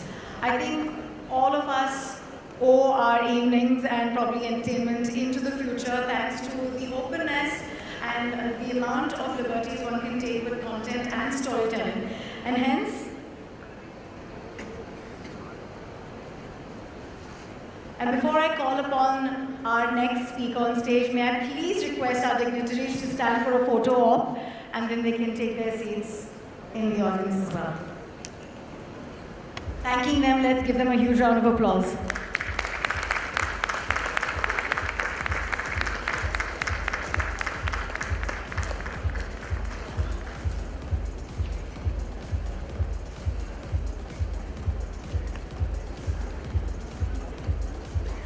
Thank you, gentlemen.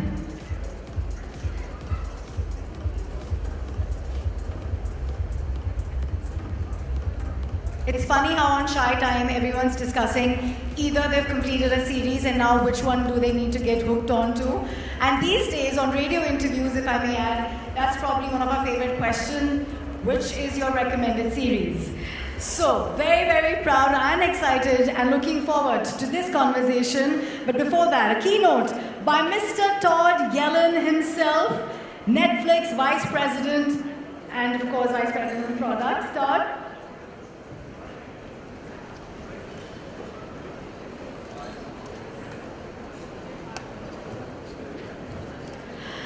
He's a filmmaker, a technologist, and a 13-year veteran at Netflix. Todd oversees Netflix product experience and design. Let's hear from him on how Netflix is connecting the world, taking great entertainment from anywhere to everywhere. Todd, over to you.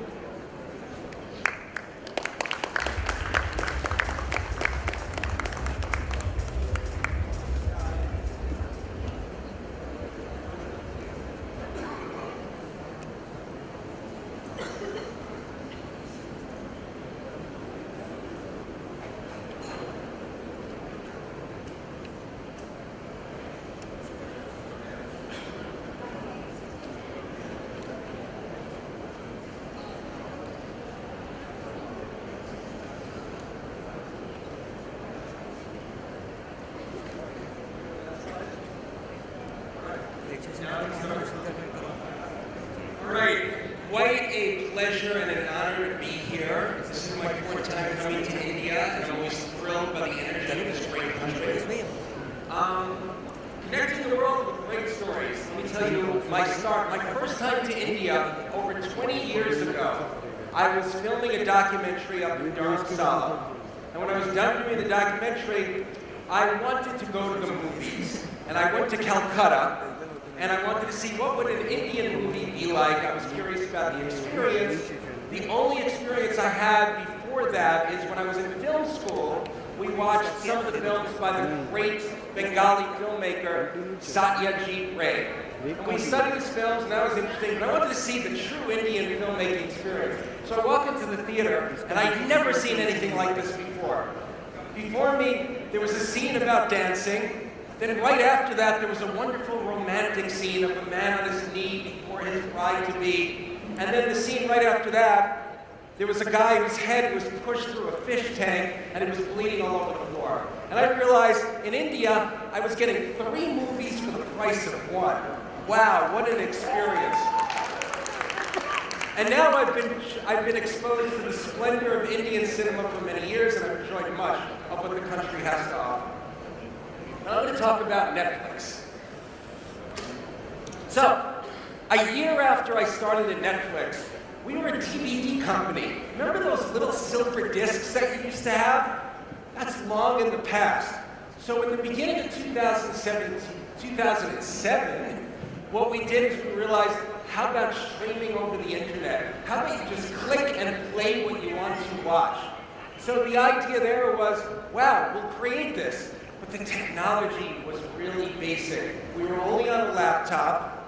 Rebuffering was a real issue back then, and we had a very small catalog. But we were only in the United States. We weren't ready for India yet. 9 years later was my favorite moment in my Netflix career. I was standing there when we threw the switch, and suddenly Netflix, after all the work of 9 years of innovation from when we first started streaming in January 2007 to January of 2016, all the work, we made it better, and now it was time to launch in India and the rest of the world, and really bring what we have to do. But we're not done innovating. We're always trying to make the experience better for the consumer.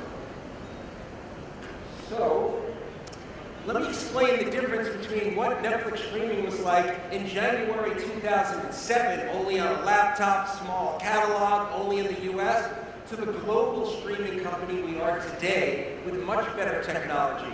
And one of our missions is to liberate storytelling and the viewing experience of great video stories. And so what do we do about that? Well, used to be that if you wanted to watch something great, you had to watch in your living room on that big screen. And if you weren't there, you couldn't continue watching.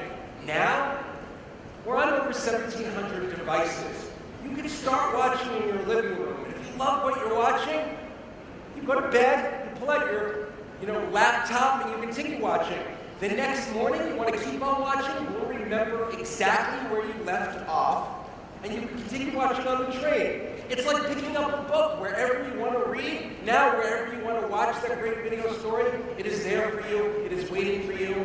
Another way we liberate storytelling, no commercials, no ads on Netflix. Don't get in my way of watching watching something that I love. Show me what I want to see. Give the consumer more control. There is a virtual library of great video content that's waiting for people. I'm sick of sitting on this mic. It's getting boring over there. I'm going to talk to you guys.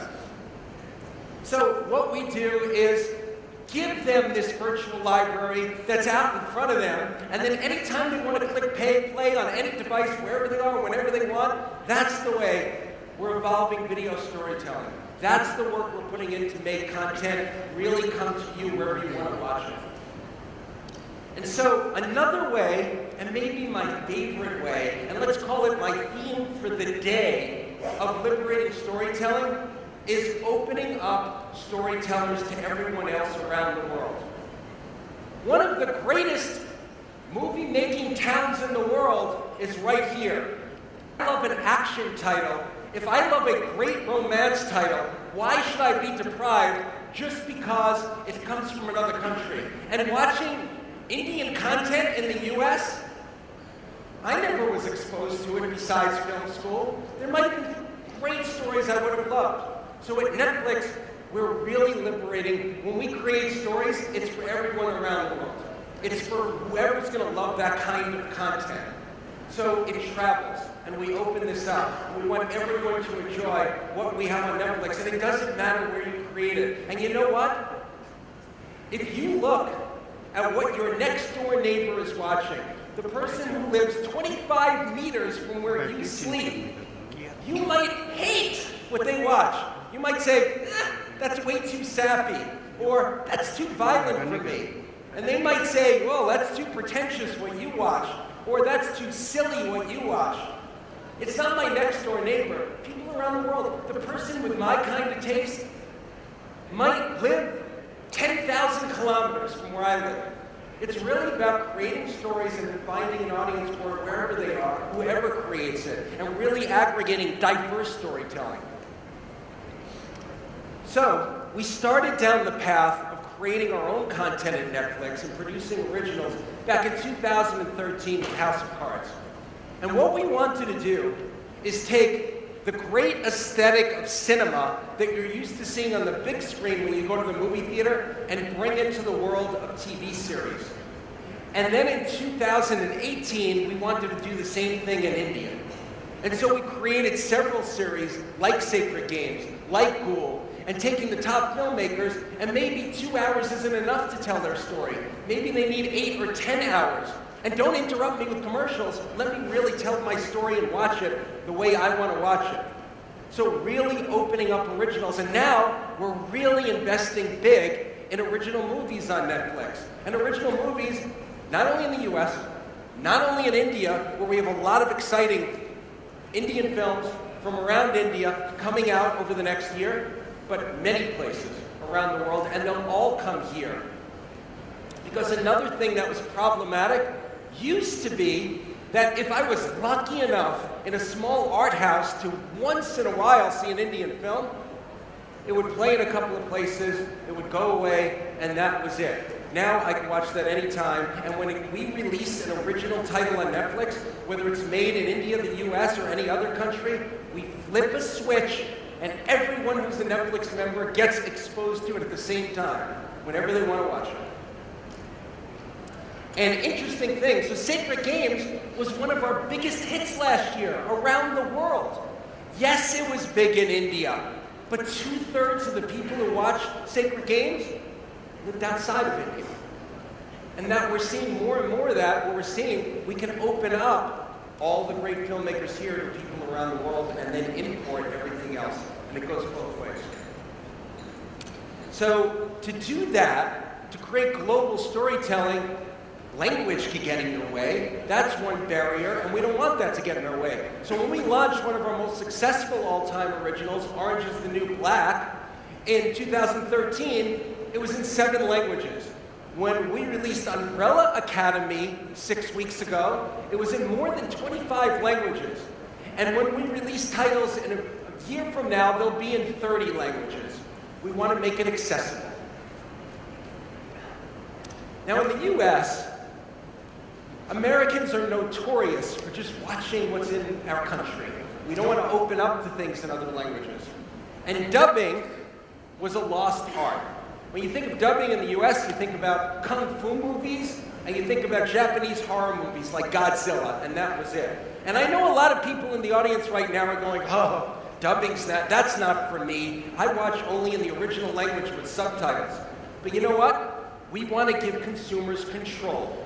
So some consumers would rather watch dubbed content so they could sink back in their couch and not have to read and enjoy. And some want to get the original performance of the actors and watch with subtitles. And so we brought back dubbing to the US. So what we can do is when we produce something in Hindi like Cool, which was another very successful title for Netflix in India, people around the world, including in English-speaking countries like the US, can enjoy something made by people in this country. And so if you don't speak Hindi, which I don't speak Hindi, my apologies, you can pull down right in the user interface, you can look up and put it, whatever audio you want it in, whatever subtitles you want, if you want subtitles, and you can control the experience. So here are the statistics. For people who know and watch the subtitles, they're not good.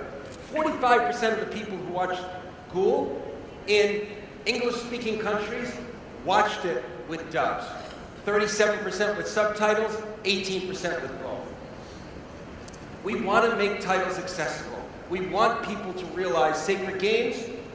I don't want to think of Sacred Games as it's just an Indian film. I want people to think of Sacred Games as a riveting drama about corrupt police and someone solving a crime and something that's a real page-turner of a series, something you really want to go episode to episode. And so to think about it that way, we want to position it that way, not only in English, not only in Hindi, but in whatever language you get. So I can talk all about content and how the technology and business model of Netflix opens up content and storytelling around the world. But we also open up all of the technology and design innovations we make on Netflix immediately. We're always trying to improve the service. We're always looking to make it better. And whenever we improve anything in the service, whether it's to make a clearer picture, whether suddenly your picture will be in 4K, HDR, Dolby Atmos sound, the whole world has access to it. So for example, the internet in India has gotten a lot better over the last couple of years. But still, there are many places where they're more challenged about what kind of bandwidth they'll get. So we realized downloading would be really important for India. So we started building that feature. We launched it at the end of 2016, but we weren't done yet. We wanted to make it better. So now we do smart downloads.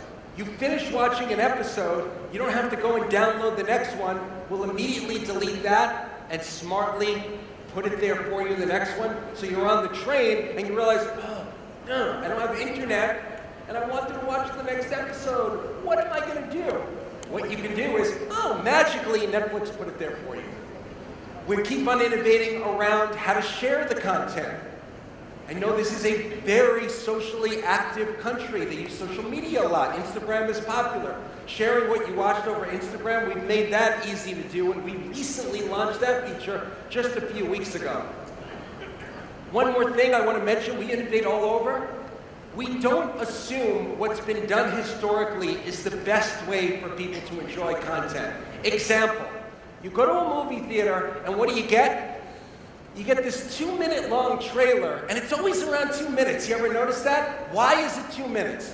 Why isn't it 3 minutes? Why is it 1 minute? Why is the perfect length for a trailer?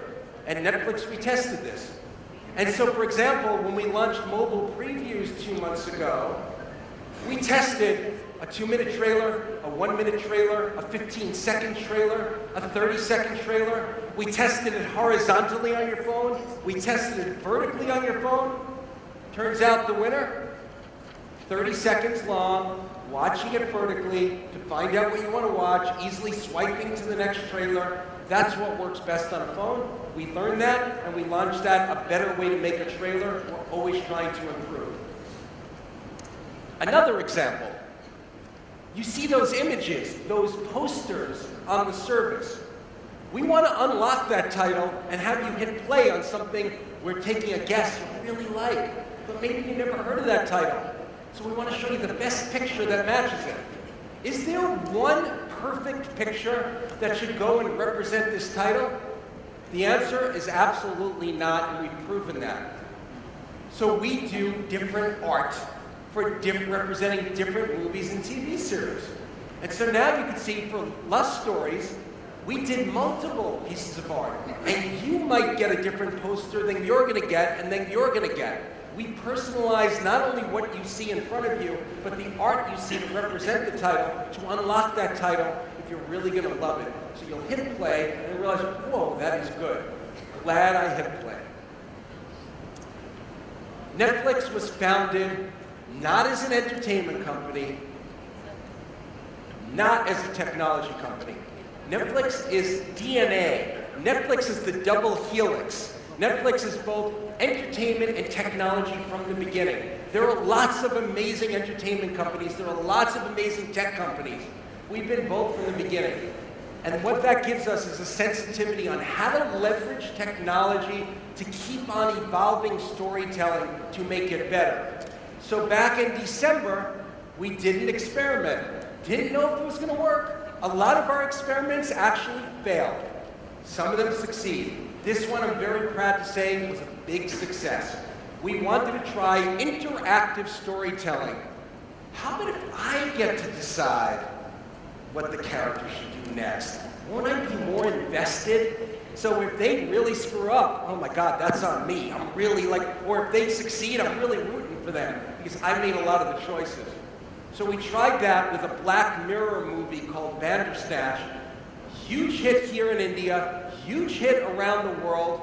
And so now we realize, wow, interactive storytelling is something we want to bet more on. We're doubling down on that. So expect in the near future to see more over the next year or two, to see more interactive storytelling.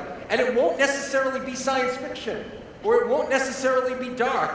It could be a wacky comedy. It could be a romance, where you get to choose. Well, that person asked me out on a date, and that person asked me out on a date, and the audience gets to choose. Should she go out with him or him? Could be big consequences. Be careful in how you make your choice. Always innovating, always trying to make the experience better. We're investing big on Indian content. Expect that to double next year and then double again. And with that, I say thank you. Thank you for having me at this great conference.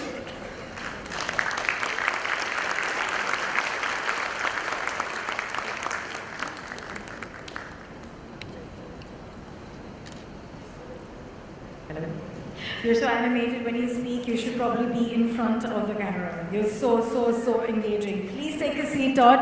We're not going to leave you so easy. So I'm going to call upon someone who's very able. The first film you saw, Todd, for Indian cinema was Satyajit Ray, you said, and you got 3 films at the cost of 1 from that very corner of our country. There's another lady who's made our news viewing very entertaining and very engaging and has brought so much respectability there as well. May I please call upon, as you know her, the beautiful face behind beautiful people back then, but now back in action as consulting editor for CNN News 18. She's not just refreshed the weekend programming, but constantly her endeavor is obviously to make news watching more engaging. May I please call upon stage Miss Anuradha Sen-Gupta. That was a lovely, warm introduction. Thank you very much. Todd, what a presentation. It's so much energy. Now, the first question, I think the starting point should be, is Netflix for a lot of people has almost become the generic name for video streaming or streaming services, video in demand, okay? But we all know what's happening in the competitive landscape out there. With traditional broadcasters launching their services, with Disney getting in soon, what's going to be the big differentiator for you guys at Netflix? Is it going to be product and the product experience which you took us through with such great detail and passion? Or is it going to be content, or is it going to be both? How does a video on-demand service distinguish it from itself from the other? Okay, so first let me know I like the question. First, let me note that the competition, we don't look at it like that's a bad thing. Competition is great for the consumer, and so that's positive. And competition is great to motivate my team and myself. When you see competition doing interesting things, you figure out, like, how can we do even more interesting things, and it pushes the whole system of where I think the world is going towards internet TV more quickly. That's good for society. How I think about how do I compare products and technology versus content, like I said, let's go back to science. That double helix is really important to it. The technology and the design is subservient to the content. It should be the content first. So for example, when we did interactive content, it wasn't, let's invent a great technology and then suddenly we'll figure out if we can do a story with it. It was more, what are demands and needs of a storyteller that will give them a great tool to tell even a better story. So you're saying it's the double helix of content and technology. That's it. So it's not like the pressure is going to be just on you and your team going forward. I like that way. Yeah, that's good. It's not all on us. Because there's so much money that everybody's putting down. Your company is reported to be spending $19 billion or $15 billion this year. Everybody else is putting down a lot of money. Look at the way shows and movies on streaming services are being advertised now. It's almost like a consumer goods brand is being launched. So the product and how we experience it, what are the new innovations that we can expect, and how do you decide? Like if you give a Bandersnatch as an example, and you said it's not that the technology came first and then we said let's make a movie that's tailor-made for it. How do you decide what kind of innovations in the viewing experience you are going to keep trying out? How does that, take us through an illustration of how that happens. Yeah, so at Netflix, I speak at something called the New Employee College. Now, I've been in Netflix 13 years, but we bring in new employees and we're hiring quickly from around the world, from here in India, from Europe, etc., from LA, from Northern California, and I speak to them as do my colleagues. And I show them one slide. I tell them about product and technology and design, but I get to one slide, and it's a cartoon picture of a person who's flat on their face. And I say, look at this. This is the most important slide I'm going to show you. If you remember nothing else, I want you to remember this person on their face. Because if you're not in that position during your career at Netflix, then you haven't pushed hard enough. You're not trying new things. You're not willing to fall on your face. You're not leaning so far forward that eventually you're going to tip over. And so we have to create a culture where it's not just me coming up with ideas, it's a diverse number of people thinking, would this be better for the consumer? Would this be? And it's listening to consumers. This week, one of the reasons I came to India, not only to speak at this great conference, but I was down in Chennai with members of my team, and we were invited into different Indian consumers' homes down in Chennai, and we were seeing, how do they use their TV? How do early adopters use Netflix? How do people who aren't on Netflix use it? And we listened to it to get better ideas. What did you hear? So we heard a few things. A couple of things surprised me. One of them was, we were sitting in this woman's place. She's married, she has a 2-year-old child, and she lives with her mother as well. And we said, we saw this nice big TV screen right in her living room. And so we said, your couch is positioned in a strange way to watch on that. How do you watch internet TV? And she goes, on this, and she pulled out her phone. I said, but that's right over there. Why are you watching on that? And she goes, no, I watch on this. My baby's sitting on my lap, and she's sleeping, and I'm watching love stories, and the whole world is happy, and it's all good.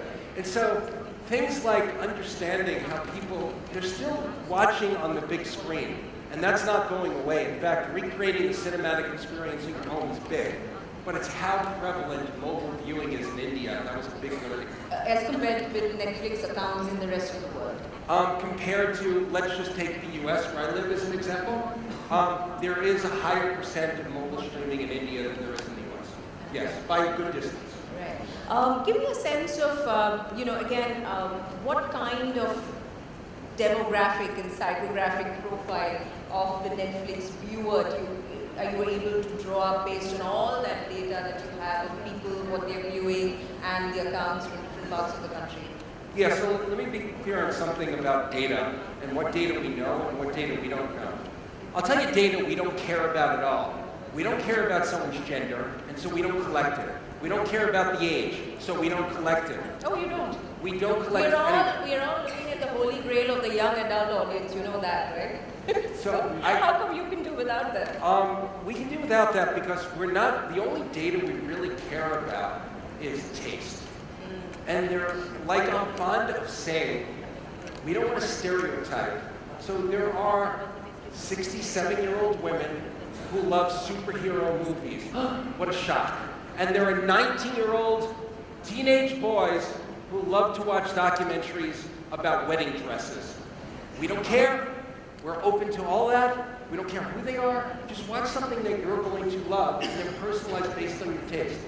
And so that's, psychographics, demographics, internet TV is for everyone to liberate and make the experience freer so they can enjoy entertainment on their terms with their control, and that's what we care about. That's fab. Give me a sense of how the metrics, all this data, can, it's like a double-edged sword, or it can be. So on the one hand, you have real-time accounts of how something is doing, how a show or a movie is faring, right? And at the same time, it can lead to some really cowardly decisions where you're like really nervous if it's not doing well.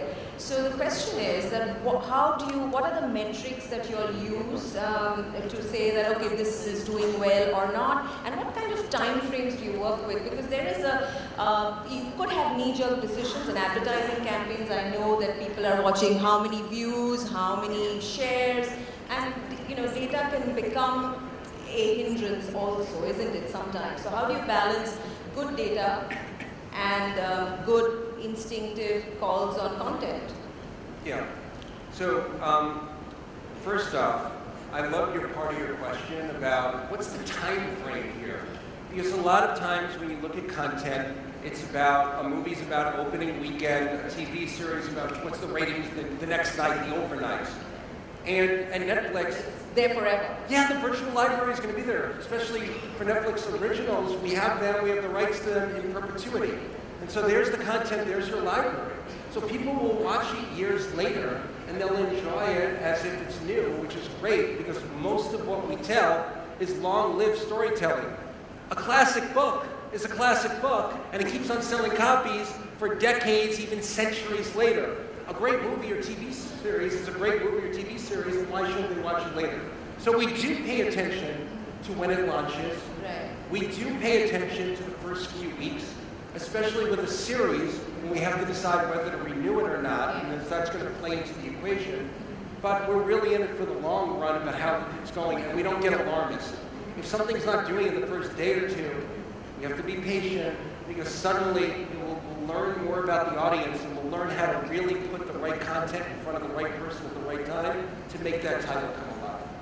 But how do you not be alarmist? Because there is so much money riding on the kind of content that's being commissioned, all over the world. So how, and not just on the content that's being produced, but also on the marketing of it. So, and these, you're part of it. It's a listed company. People are watching your results quarter on quarter. So how do you ensure that you don't get alarmist? How do you take those bets that result in a Orange is the New Black or Sacred Games here? Firebrand, I saw a Marathi movie directed by one of our veteran feminist filmmakers, Aruna Raji, after all these years. How do you take these bets, which may not necessarily be popular when you make them? Yeah. How do you stop being alarmist? What are the filters you have? Share a few secrets. Okay, so look at it this way. Okay, first thing, this is a big secret. Not every title on Netflix is successful. Some titles are marvelously successful. Some are disappointing. They don't get as big an audience as we would have liked. That's natural. But how we don't get alarmist as a company, we really don't, is diversity of decision makers and content. Think about it as a very large portfolio of all kinds of content. We're going to have several exciting action movies and TV series, and romance, and science documentaries, and social documentaries, and comedians. And since we're going to have all that, when you have such, a spread of things, what we've learned over time is always some of them are going to be marvelously successful and some aren't, but we always are going to have an exciting hit coming out continuously. And you know what's really fun? Sometimes it really surprises us.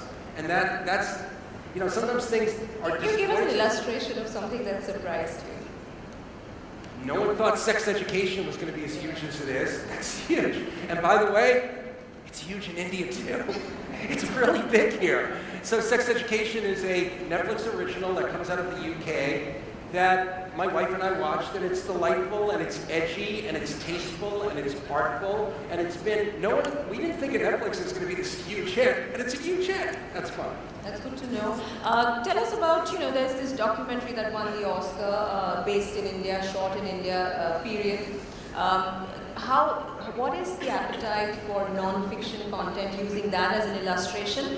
Because that's a world I come from, the news broadcast business. So I want to get a sense of how that is being consumed on Netflix. Is there an appetite for that? I'll tell you, maybe out of everything about my job, and there's a lot of excitement, and it's a roller coaster, there are up and downs, but there's a lot of exciting things that me and my team and my colleagues get to do. One of the things, more than anything, that gets me jumping out of bed. This is special for you because of your past, isn't it? I was documentarian. I was here in India shooting in Dharamsala. I was up interviewing the Dalai Lama and shooting the Tibetan refugee community, and I followed refugees over the Himalayan mountains escaping from Chinese-controlled Tibet into Nepal and up to Dharamsala. And so I used to make documentaries, and so now, when I see something like that short for Netflix that was shot in India, half-hour long, that won the best documentary, typical, a half-hour-long documentary, you're lucky if you can get 1,000 people to watch it. Your family, your friends, and show it at a local screening house.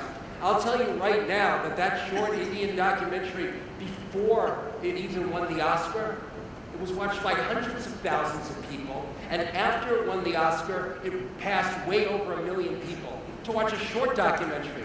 Not to mention, some of our documentaries have watched by many millions of people. So we're taking content that used to be seen, you see it in a festival, you see it maybe in a couple of theaters in a couple of cities, and that's it. And we're opening this up using both our personalization technology and our global reach.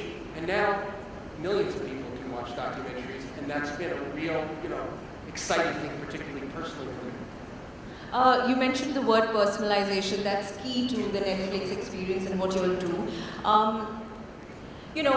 On tech companies, whether it's Facebook and now Netflix, what happens with this personalization is, while that it's great, the flip side of it is that it sort of limits you to an echo chamber, isn't it? So while you are constantly giving me recommendations based on my viewing choices, you're also limiting my worldview. Is that something that that's a thought that you'll discuss? And if it is, how do you deal with it? So I call the echo chamber or the filter bubble an amateur's mistake in the world of algorithms. So if let me give you a Netflix example. And by the way, we're in the entertainment business. We're not in the news business. So when we make a mistake, the stakes, I'm talking about high stakes. Sure. You have the pressure, not me. But seriously, when it comes to avoiding the filter bubble, this is what you do. The mistake would be if someone came to Netflix and on their first day, they watched a very romantic movie. If they came back the second day and all we showed them is romantic movies, that would be an amateur's mistake, because they wouldn't know we have great horror and science fiction and drama and comedy and everything else. And so we have limited them. We have put them in a pigeonhole. What we're always doing on Netflix, even if you've been a member a long time, is, yes, you'll see one row that will say other romantic movies, guaranteed, or other movies like because you watch this, there's other movies like it. But we don't know if you like science documentaries. You'll see a science documentary row. You'll see a comedy row. And we'll learn about what you like. And over time, even when we learn more about what you like, we won't pigeonhole you. We'll always leverage knowing what you like, the safer bets for our members, and then we'll always try to open up to new things. I think that's important for anyone who's in the business leveraging personalization to make an internet service better. Do you have to be very conscious of this, not just from the point of view of the consumer experience, but also in terms of a brand philosophy? Is this something that's part of it? Netflix, we're putting out so much content, we feel a societal responsibility. So yeah, from a brand perspective, we want people to love Netflix. We do things like, it would be bad for our metrics if we put a really easy cancel button on the service so you can cancel anytime. And we do that anyway, because we don't want people to not like us. We're in it for the long run. You know, I plan to work another 13 years in Netflix, and I want to have a good, well-paying job, and to do that, we want the consumers to realize that Netflix is a brand that they'll love. And so we plan to be in India a lot of years too. I think we're getting the hook, by the way. Okay, we'll do one final question because I think we're running out of time, and that is to just take this last echo chamber conversation, give a conclusion to that, is that we are living in a world which is seeing this very distinct majoritarianism, shift towards majoritarianism. I find it difficult to even say the word, but that's what we're experiencing worldwide. We're seeing intolerance, we're seeing closed borders in your country for sure. When you have so much global content, you're actively commissioning so much global content, does the viewing patterns of your global audience, 130 million accounts, 300 people, does that reflect something different from the way people are behaving in real life and in their virtual choices? Like I said, not only do we not care about gender and we not care about age, we don't care about borders around countries, we care about great stories wherever they're told and whoever's going to enjoy them. So, I'm not going to comment on the political side, but I will comment on the entertainment side. And on the entertainment side, absolutely, we're trying to create a world where if I'm going to love a story that's made here in Mumbai, I want to see it in California, and I don't want to be deprived of that. And I want to see how other people live around the world. And so this is important, and this is important to what drives us at Netflix, to really global storytelling. Todd, thank you for talking to us. I think it was great. Thank you. Hand it back to. Can I give you a hug? Thank you so much.